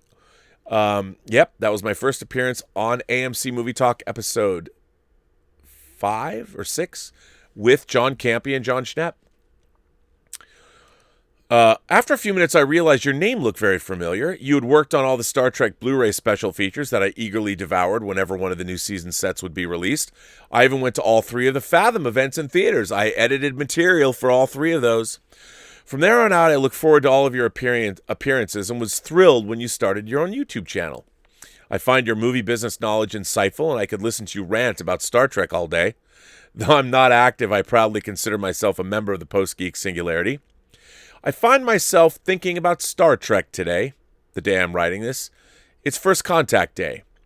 Normally I don't care for these made-up holidays, but for some reason, as I was mindlessly scrolling through Twitter, I started thinking about my love for the franchise, how much it has meant to me, how much the current state of it hurts, and where we're at as a society. Star Trek has been a part of my life for as long as I can remember. I was born in 1987, the year that Star Trek The Next Generation was released. In fact, my earliest memory is watching the show when my father was playing with my die-cast Enterprise D with a detachable saucer section. Let's see, do I have that around here? It's here somewhere. No, I guess I won't pull it. I have it in this drawer. I know what you mean. That was made by Galoob. Though I was just a small child of 3 years, I vividly remember where I was when The Best of Both Worlds Part 1 first aired and Commander Riker uttered the words that still give me chills to this day. Mr. Worf, fire. Cue the epic Ron Jones music. But it wasn't until Next Gen that I loved. But it wasn't just Next Gen that I loved. It was the original crew as well. Captain Kirk was my first childhood hero, and I looked up to him. His bravery and willingness to do anything to save his crew inspired me to want to be like him, and I dreamed of one day being a starship captain. Star Trek was more to me than just a show about cool spaceships and aliens. It was a show about people who always did the right thing in the face of adversity, and they were my friends. My fandom continued throughout my adolescence, and I still look forward to each new incarnation. Even as the franchise seemed on its last legs, I remember seeing Nemesis in a practically empty theater, I still dreamed of living in this futuristic utopia and hoped that one day, as a society, we could reach it. Once Enterprise was canceled for the first time in my life, there was no new Star Trek to look forward to, but I never gave up that it would come back. So to say that I was excited when Star Trek '09 came out was a bit of an understatement. It had been 4 years without Trek, and that's so interesting because you were born in '87, so you always had new Star Trek for 18 years, 25 seasons. Upon walking out of the theater for the first time, something just didn't feel right. The characters and the universe wasn't the same as the one that I'd known my whole life, and I didn't quite know how to process it. I wanted Trek back so bad that I talked myself into liking it. It wasn't until after Into Darkness came out that I realized the Trek I'd known and loved was dead, and probably wasn't going to have a Spock-like resurrection. Over the next few years, I won't lie, my obsession with Star Trek started to fade. As I got older, the demands of life started to take over, and what free time I had was consumed by the MCU and the return of Star Wars. Don't get me started on the sequels, but that's a whole nother rant. I tried to give Discovery a chance, but it quickly became obvious that the new standards or the new stewards of the franchise had no love or understanding of what made Trek so great. Star Trek Beyond, while somewhat better than the previous two films, still wasn't for me. I briefly got excited for Picard, but those hopes were dashed almost immediately. I was about ready to give up on Star Trek completely, but then last summer happened and the world seemed to be coming apart at the seams. On top of that, I'd recently lost my job, and with the lockdowns in effect, I felt trapped and alone as the country was tearing itself apart with racial and political tension. The news had become too depressing. I needed hope back in my life. I needed to know that we as a species could get over these petty issues that divide us. Over the next few months, I watched every minute of Star Trek ever produced, something that I hadn't done in many, many years. It gave me hope that I needed, and I realize now more than ever we need Star Trek to come back to what it was. I don't think I realized how much Star Trek had shaped my political views and how I look at the world until just recently. Watching modern Star Trek along with Prime Trek, we all know and love it, and it became obvious that they're pandering to a certain audience and in ways that are going against what it originally stood for. And that's why I've been so turned off by it. The beauty of earlier Trek was that it was inclusive without having to throw it in your face. It just was. As a kid, I never thought twice about Uhura being black and a woman. To me, she was a critical part of the crew. And just like Kirk, Spock, and Bones, she was my friend. New Trek feels the need to make a big deal about it and pat themselves on the back for it. I live in the California Bay Area, and I try and explain this to my more progressive friends, but they don't understand this, as everything to them is viewed through a lens of race, sex, or social inequality. I know their hearts are in the right place, but I feel it is doing more damage than good. How are we as a society ever going to evolve and reach this future if we keep dividing us based on our differences? Is it wrong for me to want to live in a society where no one cares if you're black, Asian, gay, trans, or whatever you choose to be? We're just people. And that should be all that matters, and not what tribe we belong to. I believe in the infinite diversity and infinite combinations with every fiber of my being. That is what Star Trek has taught me, and I hope one day it can get back to what it used to be. But hey, what do I know? I'm a white male in my mid-30s. Thanks, Rob, for reading my letter. You've been a voice of reason in these crazy times that we live in, and it is refreshing to see someone who is open-minded to all points of view. You've created an amazing community that I am honored to be a part of. Even if I don't comment or write in, know I am there. I look forward to listening to your take and would like to know where you would like the franchise to go and evolve if we're ever lucky enough to get out of the Kurtzman era. May the wind be at your back. Live long and prosper, Jeremy Fontaine. P.S. I still like you even though you're a Seahawks fan. Go Niners. Well, Jeremy Fontaine, you and I certainly park our shuttlecrafts in the same shuttle bay. Yeah, you know, I don't know what to say about a lot of it. To me, it's very odd that, like, as a child like you, my worldview was shaped by Star Trek and indeed science fiction. And I liked the idea. I mean, first of all, the original Star Trek, here's something that I think is really important, and it's something I don't really touch on very much. But the original Star Trek likes humanity.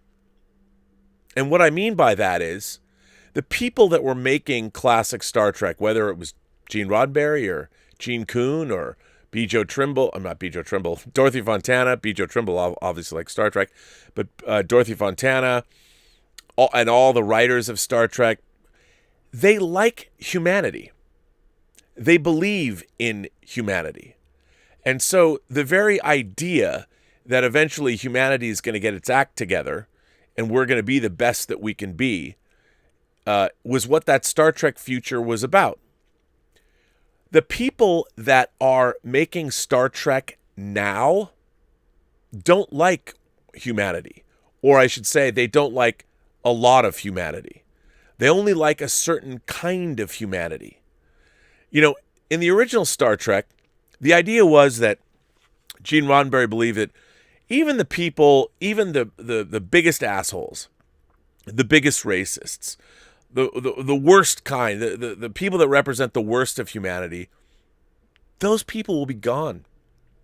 That he believed one day that all of our faults and foibles and all these things, and the future, the meritocracy that we live in, humanity will have the best. There's the best of the best of us, but that doesn't mean that there's the worst of us left behind. Humanity becomes good, even better, or the best, and you still need to be the best to be out on the final frontier, but for the most part, all of humanity was valuable. We lived in a post-scarcity culture. We lived in a utopian future where everybody had their place, and the society, if you didn't, it would uplift you and you would find it.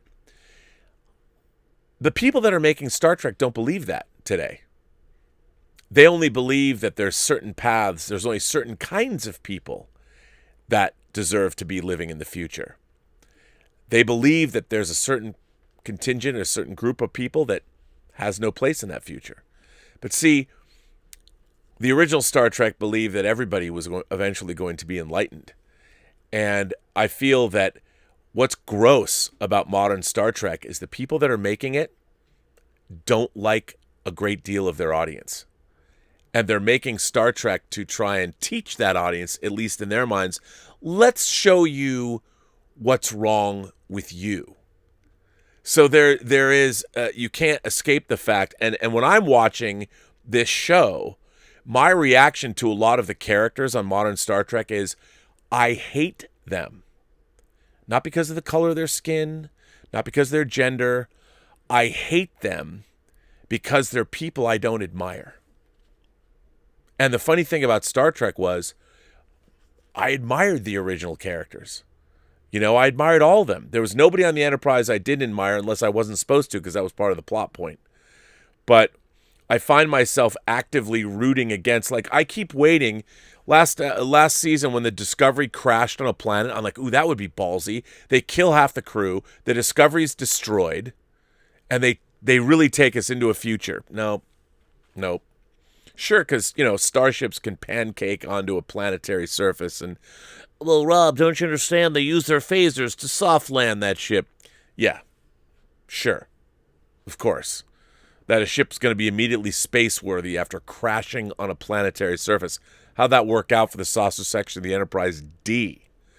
But anyway, I thought you wrote a great letter. I feel the way you do. And I feel that modern Star Trek is actually disdainful of many of my fellow human beings. And it's also disdainful of its audience. And look, again, I don't begrudge people that like it. But I think if you're a longtime Star Trek fan, there are people. A friend of mine, someone I know last night, somehow we were going back and forth on Twitter about Star Trek novels. And I asked him, he showed me some of his Star Trek novels. I mentioned some books. And he had his books out, and he was showing me some of his collection, very impressive Star Trek novel collection he has. And he's got Discovery novels, and he said, oh, it's all Star Trek to me. I used to think that way. I don't anymore. It's not all Star Trek to me. And tomorrow's show is going to be about what I saw yesterday on First Contact Day. But, yeah. You personally are assuming command? Yeah. That's a deep cut. Anyway, I think I'm going to see what you guys are saying. I got to jump over here. And why not? Why not jump over and see what you guys are saying? Jason S. Says, Rob, over a month ago, you told us your concerns about the great state of Texas deciding to support American freedoms by dropping their mask mandate. You wondered where we'd be in a month. Are there any horror stories for Texans getting the right to choose? I don't know. I mean, I don't know, but I think I stand by what I said. I know that, hey, we're all getting vaccinated. The Biden administration has done a fantastic job getting all of us, well, not all of us yet, but vaccinated. I've just read today that maybe all mandates will be over by June 15th here in the state of California. I think you're couching it the wrong way, Jason. Rob, over a month ago, you told us your concerns about the great state of Texas deciding to support American freedoms by dropping their mask mandate. I don't see that wearing a mask during a pandemic is infringing on American freedoms. It was never a law that was passed. You're not going to go to jail for not wearing a mask. It's just, I don't know, common sense. Wear a mask until everyone's vaccinated. We have flare-ups all over the country right now. I don't know if there are any in Texas, but there are flare-ups. There are cases that are rising. And I think, you know what? As the vaccine was rolling out, if people just kept maybe sequestering at home a little while longer, and let's say we made it into May or June and we just waited till everyone got vaccinated, maybe no cases would be going up. And I don't feel that, I haven't looked into where the COVID response is today in Texas or where, but I would just say, until why not wait a couple more months and have a vaccination? This is prudent in a global pandemic. Oh, Lynn Hobday is here. Lynn Hobday, of course, the lovely Lynn Hobday, who is our man in Japan. Actually, she's our woman in Japan. She is a British expat in Japan who sings, she produces, and very cool. Lynn says, "Hi, Rob. I had the misfortune to stumble across Discovery's Season 4 trailer. Oh, my God. I officially gave up halfway through Season 3. Will not tune in again. Listening to Burnham's opening narration gave me serious woke Meghan Markle vibes, feeling very queasy. Pretty much done with touchy-feely Trek. So miss the stoicism of what is now classic Trek. I keep meaning to write a letter about my favorite TNG episode, The Wounded. Ooh, the very first Cardassian episode. Gets me every time, especially the end. And Bob Gutton is great as Ben Maxwell. Great episode. Lynn, once again, there's some 5 light-year across space anomaly. I mean, it's like, really? You're going to have another overarching idea? Really? A space anomaly? Really? I mean, I watch this, I'm like, come on, man. God, it's just, that's what we're going to get? And you have to listen to Burnham tell us more platitudes? I mean, I don't like her philosophy. I hate the way that character is written. I want to like Michael Burnham. I like Sonequa Martin Green. I like seeing her show up in Space Jam 2. But my God, that character, she's not just one of the worst written Star Trek characters. She's one of the worst written characters I've ever seen on television. She is just, I don't understand who approves these scripts? I feel so bad for her because she's so much better than the god-awful material she's given. And that trailer did nothing to dissuade me from that opinion. Terrible. Willa says, do you like the opening title song for Enterprise? I don't want to be a closed-minded curmudgeon, but it seems a bit out of place for a Trek series. Then again, I skip the intro 99% of the time, so it doesn't really matter. First of all, it wasn't even written for Star Trek. If memory serves, it was written for Patch Adams. They just used it for Star Trek. How do you not have, I mean, hey, I'm all for having a song, make it feel different. You know, if you want to make Star Trek feel different, I guess superficial songs are a way to go, but I don't like, I like I like the idea of the opening credit sequence. It's out of order chronologically from history, but I thought that song does not match what Star Trek is at all. So, no, I'm with you 100%, Willow. That song, I mean, it's easy to bag on that song now, but it's not great. It's not great. Cardinal Sin is here. Gil is here. Sends in a super chat and says, "Hey, Laser Bob. You know what they did to Laser Bob? Glad to be here for another episode of Robservations. Greetings to the mods and the chat." Well, thanks, Gil. Appreciate that. Paul Gilmore writes in and says, "This is in 3 parts. My dad has developed dementia pretty badly, and he's getting worse day to day. It's the worst feeling in the world to see your dad, who has always been a pillar and taught us kids how to be a good person, slowly wasting away mentally. I recently watched The Father, and that was a really bad idea. It crushed me. Just a warning, if you have a parent or a loved one with either dementia or Alzheimer's, don't watch this movie. It's just too realistic." Rob, have you ever watched a movie that affected you deeply on an emotional level that you can't watch that movie again? Well, I would say that, I mean, not for the emotional reasons you've said. Like I've talked about on this channel, Gaspar Noé's Irreversible. I have a hard time watching a particular scene in that. But, you know, I've never watched, I don't think I've ever watched something that has, I had such an emotional response to it that it made me not want to watch the film ever again. Because in my mind, any film that I have an emotional response to means the film has done its job, so I want to go back in and look and study how it was able to do something like that. But having a personal connection, I'm very sorry to hear about your father. I can't imagine what that's like to watch someone, and there's nothing by no fault of their own, to watch that kind of mental deterioration. It's just, I'm very sorry to hear that, Paul.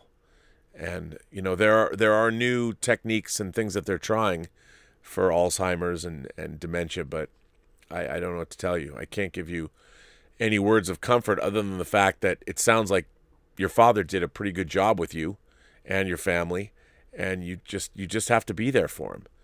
You know, because there's going to be moments where he's lucid and you can still spend moments together. You've still got time together, and I would maximize whatever you can with those moments. Yeah. Twin Flicks says, "Batman v Superman's new color grading looks great, much more naturalistic and cleaner than the original 4K release. The 4:3 is only in 3 places: the beginning, the nightmare scene, the Batman v Superman fight, and the ending with Superman's funeral processions. Have you watched it yet? Your thoughts?" Twin Flicks, I have not watched it. Mine just showed up yesterday. Again, it was so weird. It was supposed to come out, not last Tuesday, but the Tuesday before. And then they said, you're not going to get it till the end of April, and it just magically showed up yesterday. Why? I don't know. But it did. So, yeah. But I want to check it out. Ross Gecko says, "Thanks, Claudius. I haven't heard anyone else break it down with as much clarity and reason." Yeah, Ross, I'm glad you appreciate Claude. I very much like Claude. I think he's the kind of person that I wish we lived in the same city, because I think we'd be the best of friends. Plus, he's got a boat, and he has a lovely wife and a son, and I want to go over to their house and play with their Star Wars, their massive amounts of Star Wars toys, by the way. But I really respect him as a man, as a friend, as an intellect, and I respect the job he does, put it that way. And I respect his love of the SR-71 Blackbird. But I'm glad you enjoyed his contributions. I really enjoyed doing the show with him. I'm glad I was able to work out. James Lockman sends in a tip and says, "Aloha, Rob. I just received my Art of the Mandalorian book. I love the artwork. I've always loved the art of Star Wars, the Star Wars cross-sections, and the Star Wars visual dictionary books." James, I love those books too. I mean, I think they're great. I love those reference books. And, you know, when I was a kid, any of those, you would just pour over those things. The cross-section books are great too, as a modeler, and I love my spaceship models and picking them up and like, oh yeah, where's this? I love that stuff. Love it, love it, love it. But I'm glad I got to get the Art of the Mandalorian book. I love the Art of Star Wars books. I really do. I think they're great. Jason Whitcomb sends in a tip and says, Robert and the PGS, great discussion. As a black viewer, I'm tired of Ray Fisher and his complaining. I'm not saying what he's experienced was great, but there comes a time one has to move on. His inexperience in film led him to not handle this well, in my humble opinion. Jason, I don't necessarily think that you're wrong about that. And I think that he continues to push it. However, hopefully some good will come of it. I think that there is a certain... I really liked Cyborg's I really like his performance as Cyborg. I've always loved the character. I don't understand why he's in Justice League. To me, Cyborg is the heart and soul of the new Teen Titans, not the Justice League.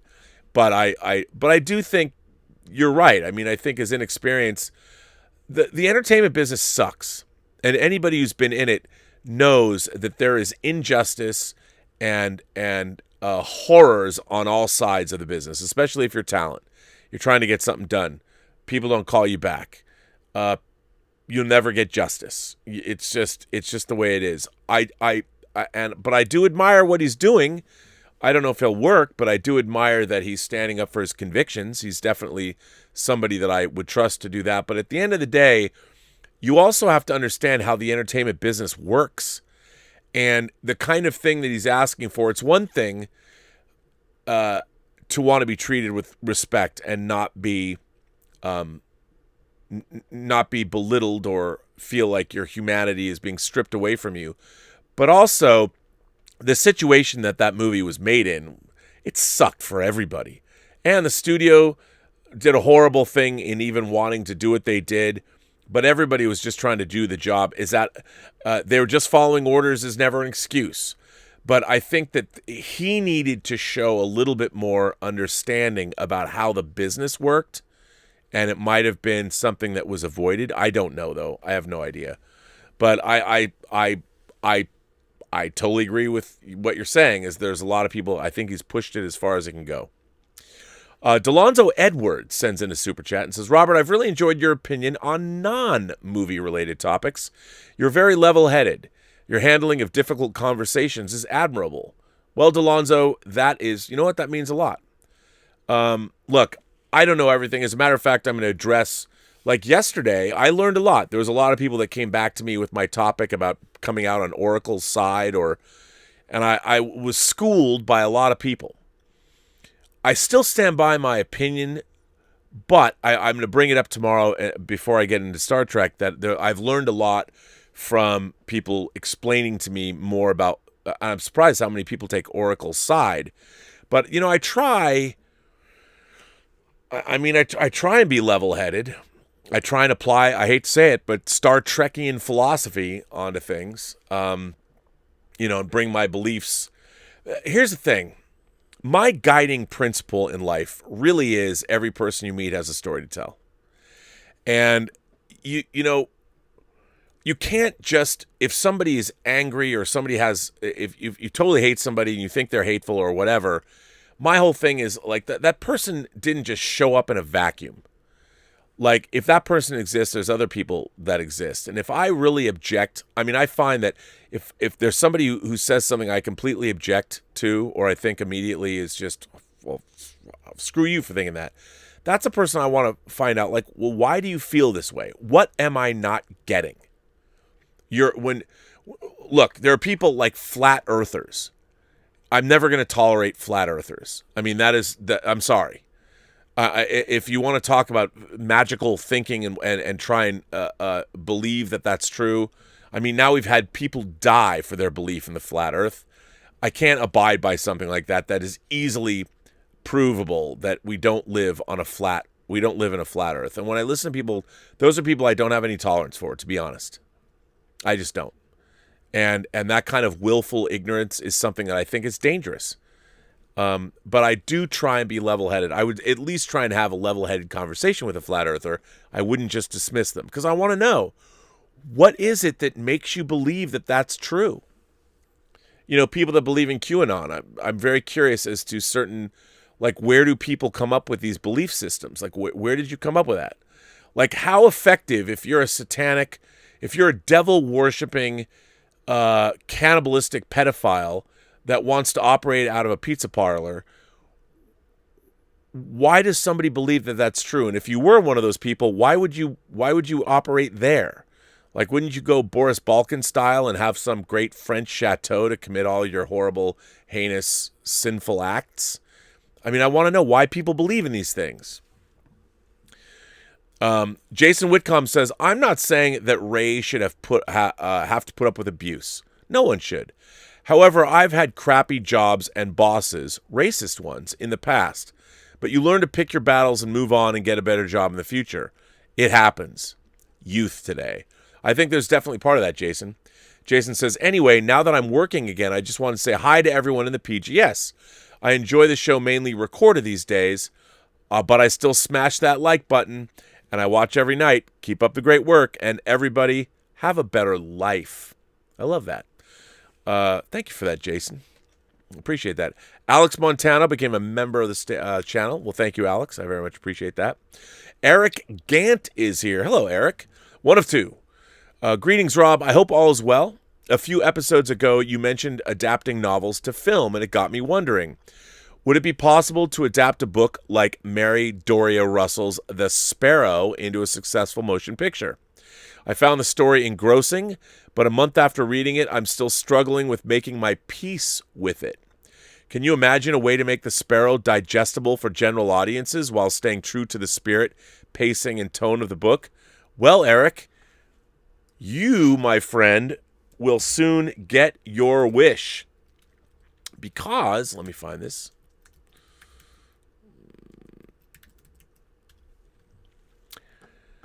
Let's see.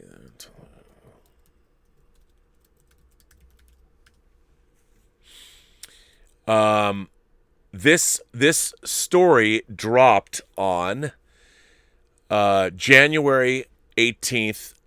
Well, wait a minute. Tor.com. Mary Doria Russell's The Sparrow might be coming to FX.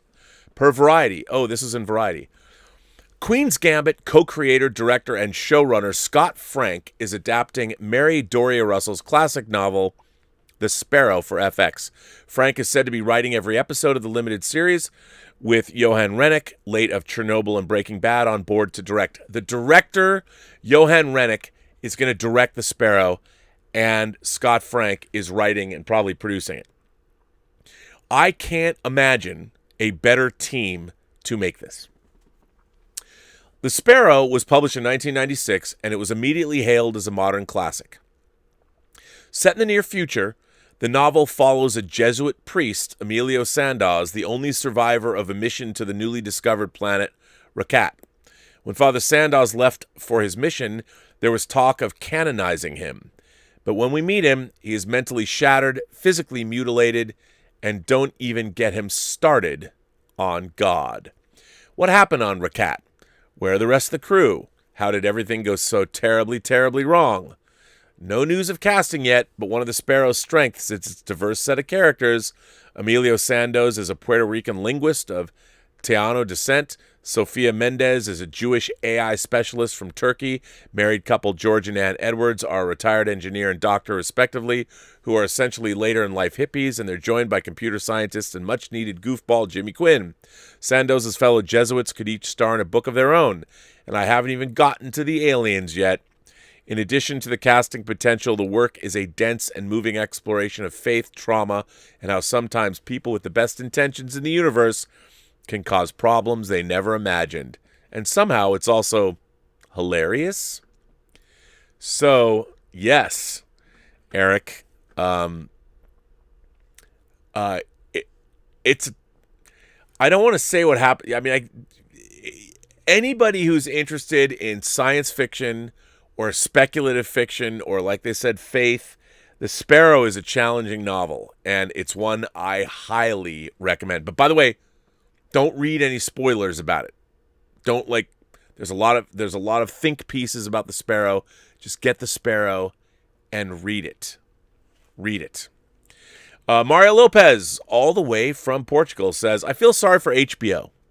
In a perfect world, HBO would repair and complete Game of Thrones, revitalize the prequels, and most of all, stream the rest of the the Zack Snyder vision. If this could happen, how far would HBO go? Yes, I know I'm a dreamer, but I'm also a paying customer. Yeah, the end of Game of Thrones, and mostly for me, it's the last 3 episodes. I find them inexplicable. I really do. I've never seen something. I think the entire value of that entire series. I mean, I love Game of Thrones, and I feel the last 3 episodes destroyed the whole series for me, at least for me. And I still can go back and watch and admire all of this stuff, but for at its best, I think Game of Thrones deserved a much better ending than we got. I mean, my God. Talk about an anticlimax that makes little to no sense after what we saw come before. And yeah, the Snyderverse, they had all the money in the world. I feel you. I really do. Tony Reyes says, Rob rocking the Xeno tee. Game over, man. Game over, man. Game over. Yes, it's true. The Richard made this shirt. He made the shirt, and I'm wearing it. And I love it. Yes, you can't not rock a Xeno tee. Fortunato says, hey, Notorious R&B, great interview with Claudius. Please ask Claudius to give Maximus a hug, or maybe have Maximus as a guest next time. Ooh, I'd love to have Maximus as a guest. For those of you who don't know, Claudius, well, normally it's Claude, but he has a schism in his mind. So there's Claudius, who's liberal-minded and a fan, Claudius, who you met today, but he has his alter ego, a fanatical, right-leaning, crazy person named Maximus, who wants to get into the gladiator arena with everybody and have it out. But maybe, somehow, perhaps, he'll be able to put himself back together. But today, I think seeing Claudius was good. Twin Flicks says, by the way, going back to the letter about Godzilla vs. Kong, guessing scenes were cut, I believe that is true, as a couple of months prior to its release, I Googled the runtime, and it was 2 hours and 40 minutes, which I was very excited about. And then the next time I look, it's 1 hour and 50 minutes. Well, then release the Adam Wingard cut. Hashtag release the Wingard cut of Godzilla vs. Kong, because I'd be there for that.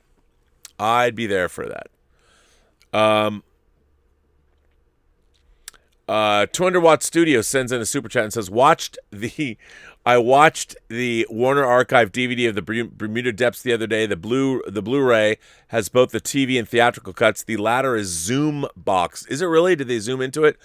Love it. Interesting commentary. Well, that makes sense to me because they've got the open negative, or however they did that, and then they made the version.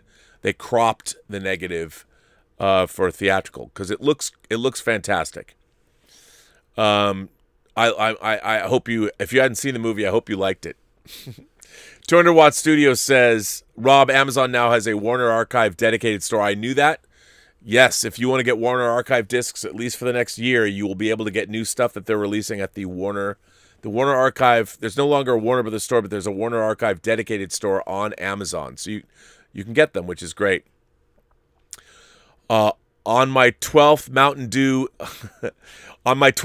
Dew Zero, Throg. By the way, Throg, once again, thanks for the wine. It has been tasty, tasty, tasty, and we quite enjoyed it on the last Elizaviews. Spider-Man is not a serious character. I'm tired of fans thinking he's Batman. Sure, there are serious moments, but Peter has always cracked jokes, awkward jokes. It's how he's always handled throwing himself into peril and mess with the villains. That's true. I agree with that. You're right. Danzig 1979 says, greetings from the UK. Do you recall the 1977 live-action Spider-Man starring Nicholas Hammond?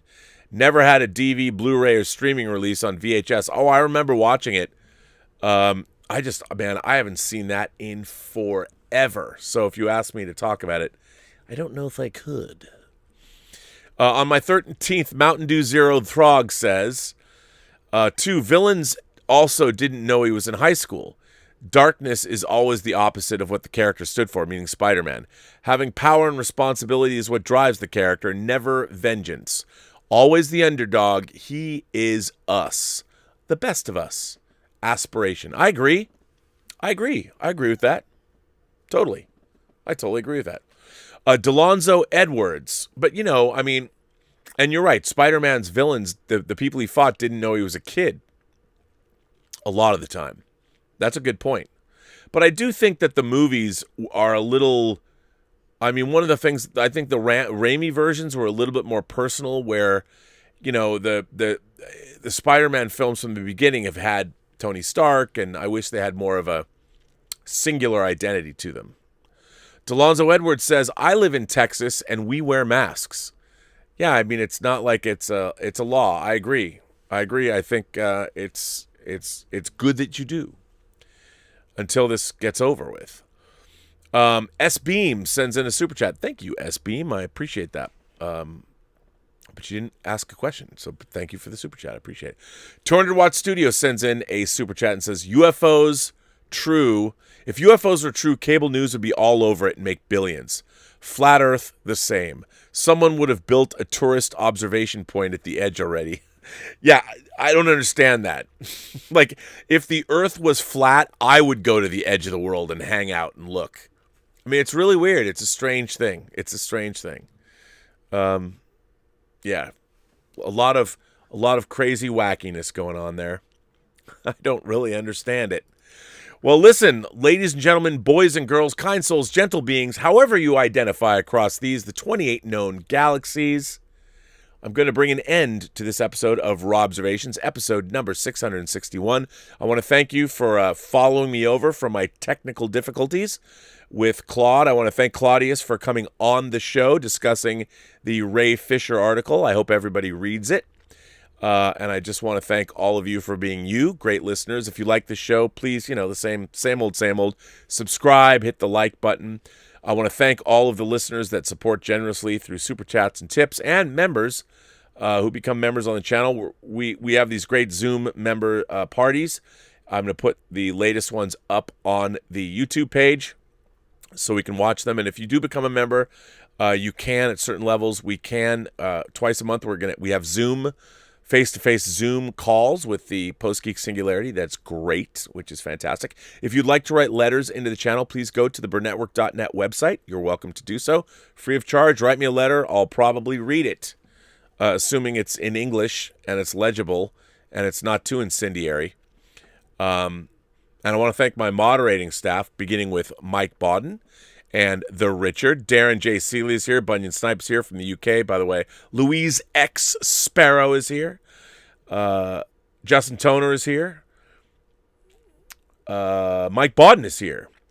And, well, a lot of people are here. Oh, S. Beams also sent in a super sticker. Thank you for that, S. Beam. Thank you. So my moderating staff is fantastic, so give them all a hand. Give the Blue Wrench Brigade a hand, and all of that. I'll be back on the John Campea show tomorrow. I'll be back on Robservations tomorrow. And, I want to thank you all for being here. What a great chat we had today. And remember, every person you meet has a story to tell that you have yet to hear. And all you have to do is listen. And with that, I bring an end to Robservations, the show about something. Robservations 661. We're coming up 5 days until episode 666. And yes, for all of you who are asking, I'm going to incorporate as many people's suggestions into the satanic playlist as possible.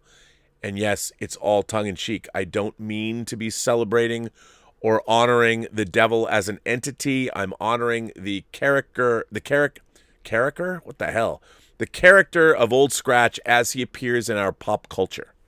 That's what we're there to celebrate. Movies, TV, songs, all of that. And you can go to my Spotify channel and find the satanic playlist of suggestions that I've gotten from you and songs I've put in there myself. So hopefully that will be fun. And on that note, I say to all of you, have a better day. And I certainly